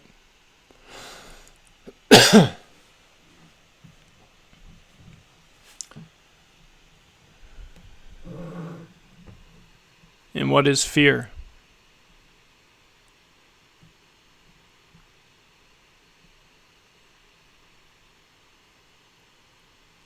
So is there a better way of doing this? Is there a more optimal way of being? Is there a way that we can continue living, not in the boxes that we put ourselves in, or the boxes that other people have put us in? Is there another way of doing this thing called life?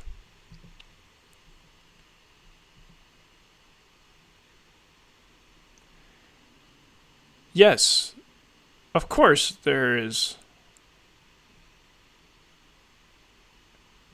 Can we change it? Of course we can. Will we? That's to be determined. But can we? Yes. Globally? Yes. Does it? Well, how many people does it take? We can't think of it this way. We gotta look at ourselves, correct the things in ourselves first, find those connections again, reconnect to our hearts, to our bodies, be whole people. Instagram went down, so I'm getting that back up. I'm going to check Facebook one last time. Oh, took a picture there. I will add that to my story. Go live. Instagram. So, Instagram went out. Connection failure. Apologies. Nothing I can do about it. YouTube is still going strong. Facebook is still going strong. Oh,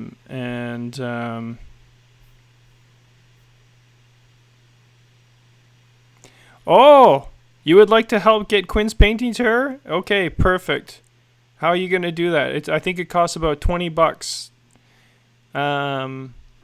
Is there a way that we can arrange the postage so that I can just drop it off somewhere and then they can package it and then it can just go? Because like if that's a possibility, I'll make the walk anywhere in town. I got a UPS store. I have I know where the UPS is. It's called mailboxes, etc. Blah blah blah blah. But like, would UPS work? Canadian Post. If you can make those arrangements so that I can just drop it off, I will walk with that painting now. And I will get it to the appropriate place. I will at least drop it off. But honestly, I just don't have $20. Western Union? Yeah, let me look it up. Western Union, Canada. Oh, Penticton. Let's say Penticton. See if I got one here.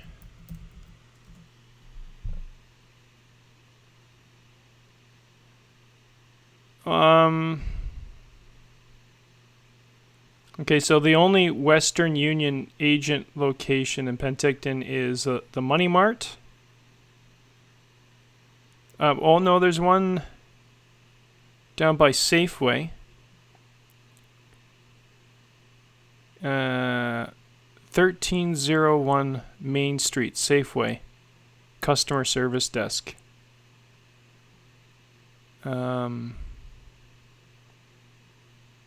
I don't remember seeing that. Anyways, if you look up Western Union Penticton and you do maybe a little research on how that can be done. I don't remember there being any facility there that ships packages, but Money Mart doesn't. I know they just do the money transactions. But maybe, just tell me where to go. That's pretty easy for you on your end to figure out. So whatever works best for you. If it's in Penticton, even if it's on the other end of town, I'll get it there.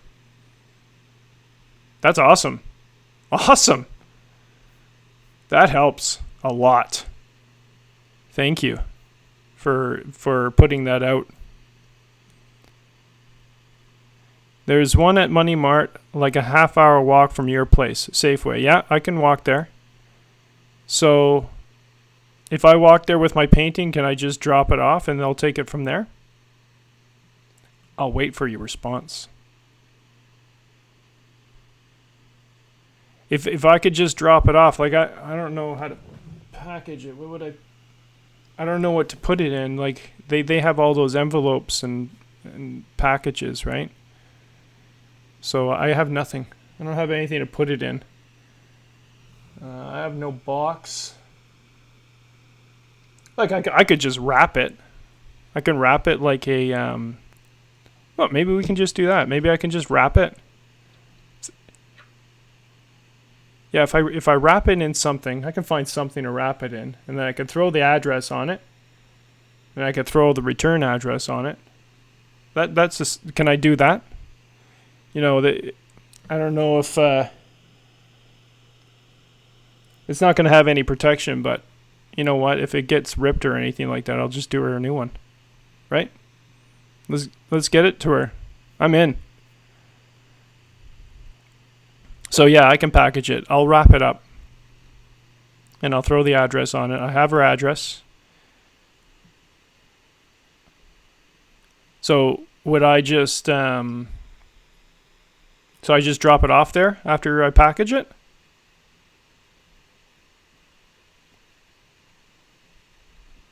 I need to go for a walk anyways. Oh, I wonder if they're open. Are they open today? Western Union agent location. 1301 Main Street. It's open. It's open now, and it closes at 7 p.m. So I can do that today. Is that all I need to do is wrap it? Or can they wrap it for me? I don't have a phone. I'd phone them, but I don't have a phone. I don't have a phone.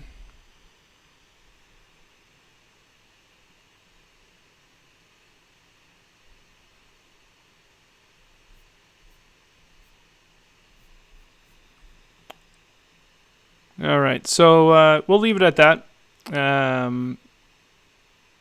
You tell me what I need to do, Melanie, and I'll make sure it gets there. As soon as I have information, I just don't want to make the walk for no reason down that way because I have nothing else to do down there. But I don't know. What else do I have to do anyways? So, Quinn, it looks like you're going to get your painting pretty soon. I hope you like it.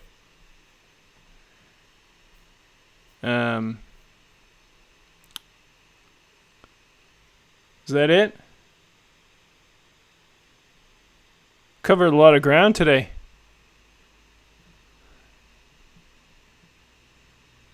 That was meaningful.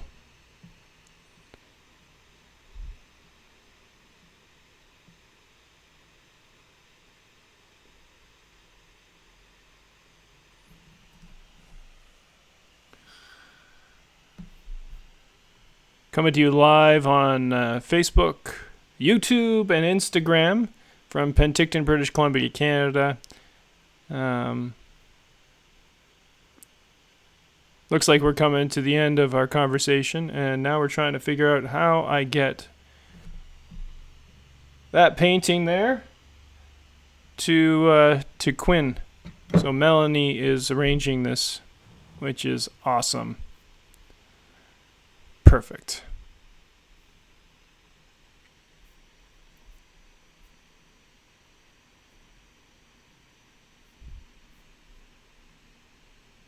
Makes me want to do another painting.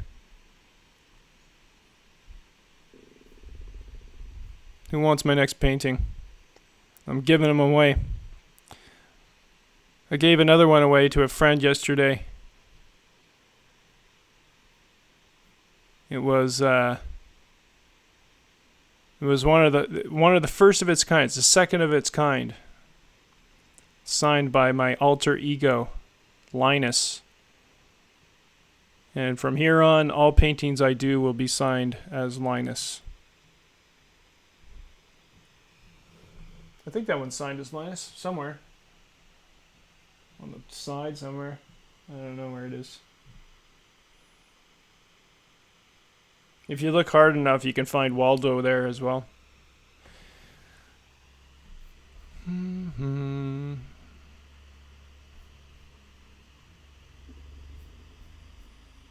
Alright.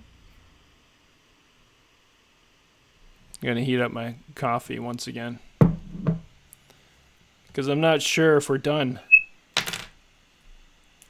My ear's still plugged.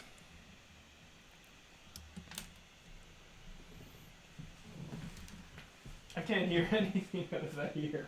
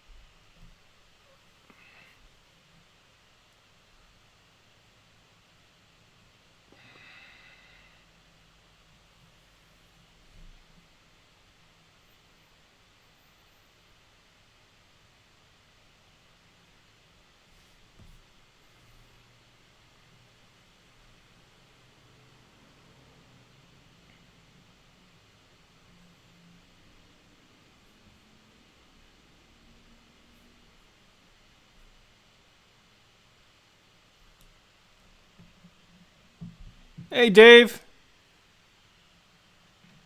Yo, yo.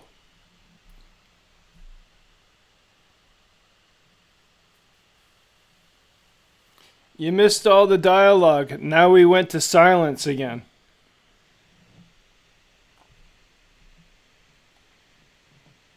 I haven't finished my coffee, so I'm not willing to give up on this particular what is it that we're doing? Show? Dialogue.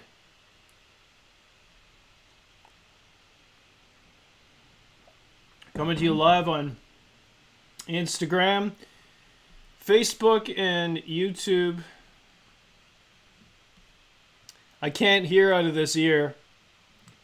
It's completely plugged in. This one's plugging up too. I don't know, I'm losing it. I'm also going blind. No, I'm not going blind. But there might come a time where I'm not speaking anymore.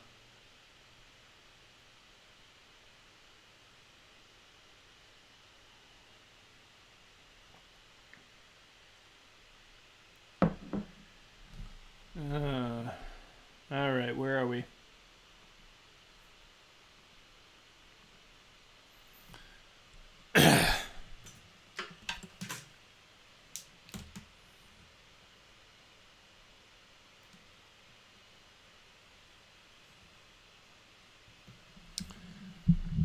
All right, so I wonder what's going on Facebook. Like, if I go to my homepage, what am I going to look at? Am I going to look at just me?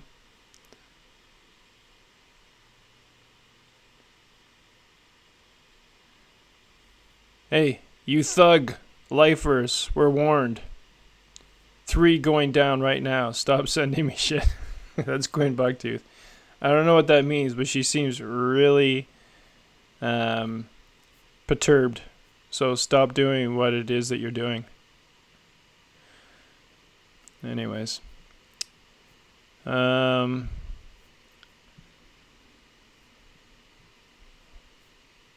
Anything new here on Facebook? This is the world's first prefab house made entirely of hemp concrete. All right.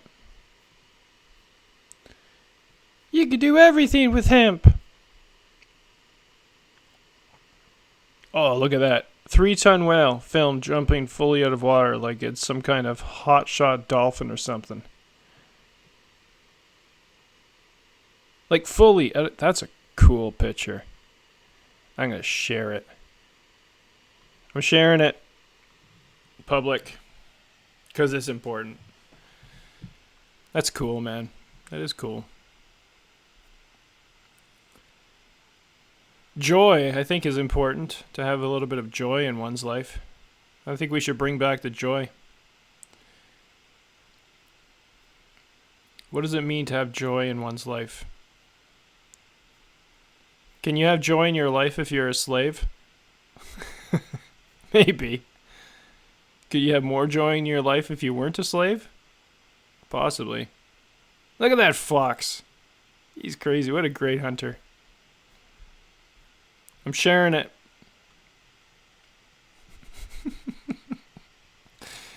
A goofy fox.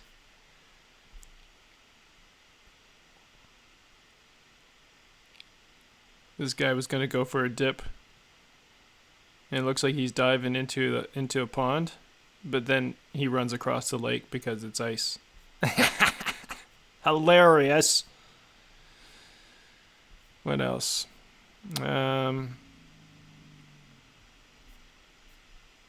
Sure, why not? That was relatively amusing.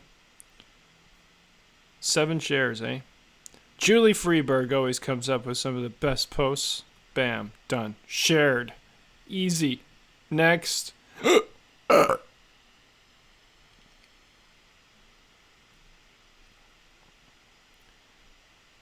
I'm going to go to some of my personal messages. Nothing's personal on the internet, on Facebook for me. So if you send me personal messages, please know that nothing's personal. Kaharula Hamdard says hi. I say hi back.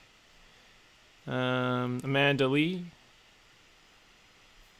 Let's see what she said. Oh man, that's a lot of things that she said. I don't have time to read all that. Amanda. Please read 28th Amendment. Please read it and forward. This will only take 1 minute to read. 28th Amendment, 35 states and counting. It will take you less than a minute to read, blah, blah, blah. Okay. Repeat. Members of Congress have exempted themselves from many of the laws they have passed. That's true. The system's so corrupt. Everything's corrupt. The government is so corrupt right now that we should all look at it and see how it affects our lives. So, Amanda Lee, I can't respond to all of it, but I get your point. Ture, Lawal, Unisa, good evening, sir, and good evening back to you. Jonathan Lloyd says, thank you for your time. Many honorable blessings, blessed blessings, times 3 to you and all your relations. Well, to all your relations as well. All our relations. Let's take a few more. Vernie, missed a chat with Vernie, but I'm not taking calls right now. But hi, Vernie. And whoever you are, Facebook user that sent me this, I have no idea what you're saying because it's not there anymore. Tope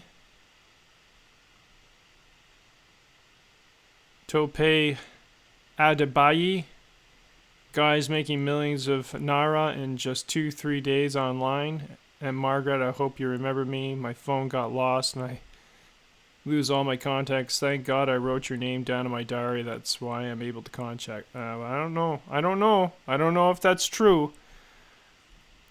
I got some people saying that they are somebody, but they're really nobody. They're other people.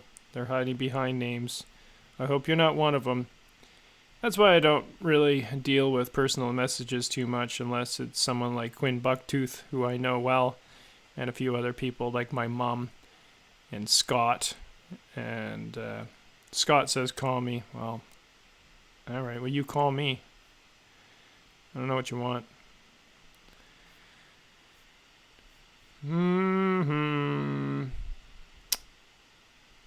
Gonna go to my comments section or my notifications. See if I've kept up with that at least.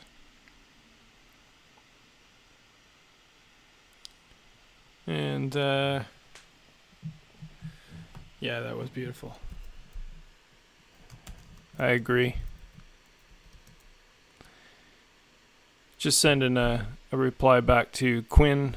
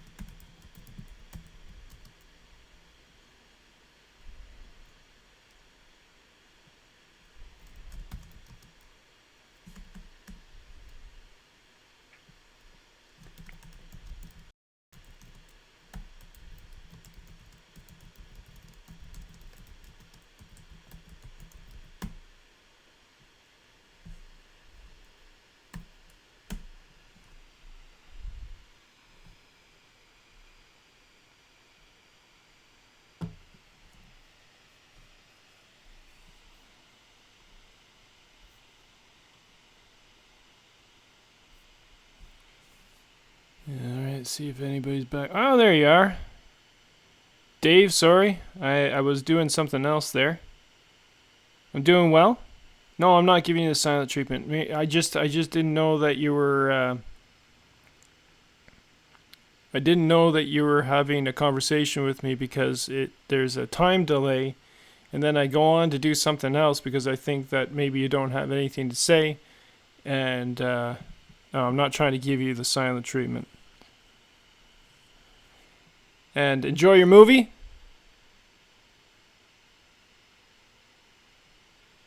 Have a great day.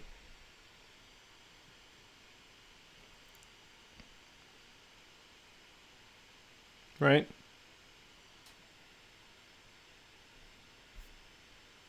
Anyways, I'm just gonna make sure everybody knows that I've at least read their comments, and sometimes I have not responded in a timely fashion, and that's because I'm working with equipment and connections that are not completely conducive to maintaining that conversation in real time.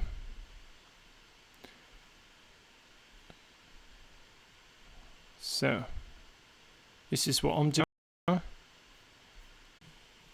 I enjoyed that. I think the more we can have these conversations, the easier it is to it will be to understand one another. And then in the end, maybe we will have made this world a better place, because I think it's possible. And I think it's possible to do it on a global scale. And it only takes a few people. It only takes a spark to get a fire going. That's what I know.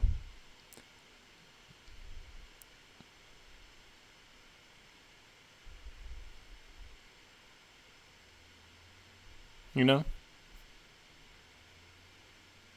Anyways. Coming to you live on Instagram, Facebook, and YouTube. Still. 2 hours and 27 minutes on YouTube. Just over 2 hours on Facebook. Was disconnected several times on Facebook today, and disconnected a couple times on Instagram.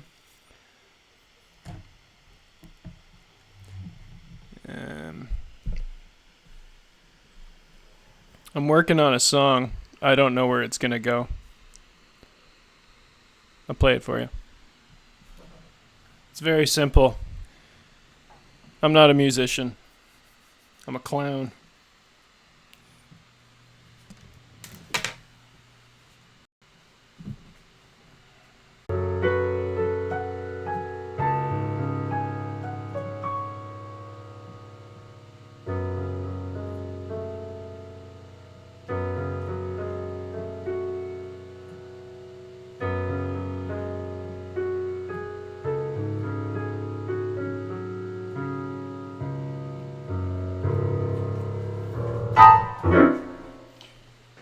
Thank you, everybody. Thanks for coming out.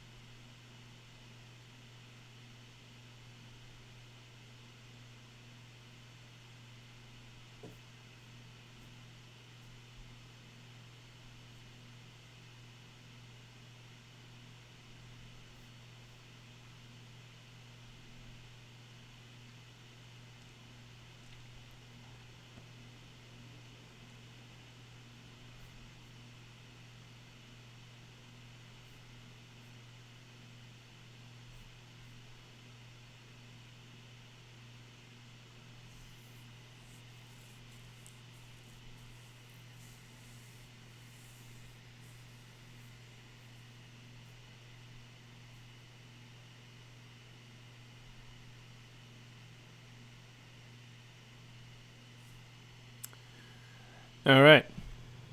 I think we're at the end.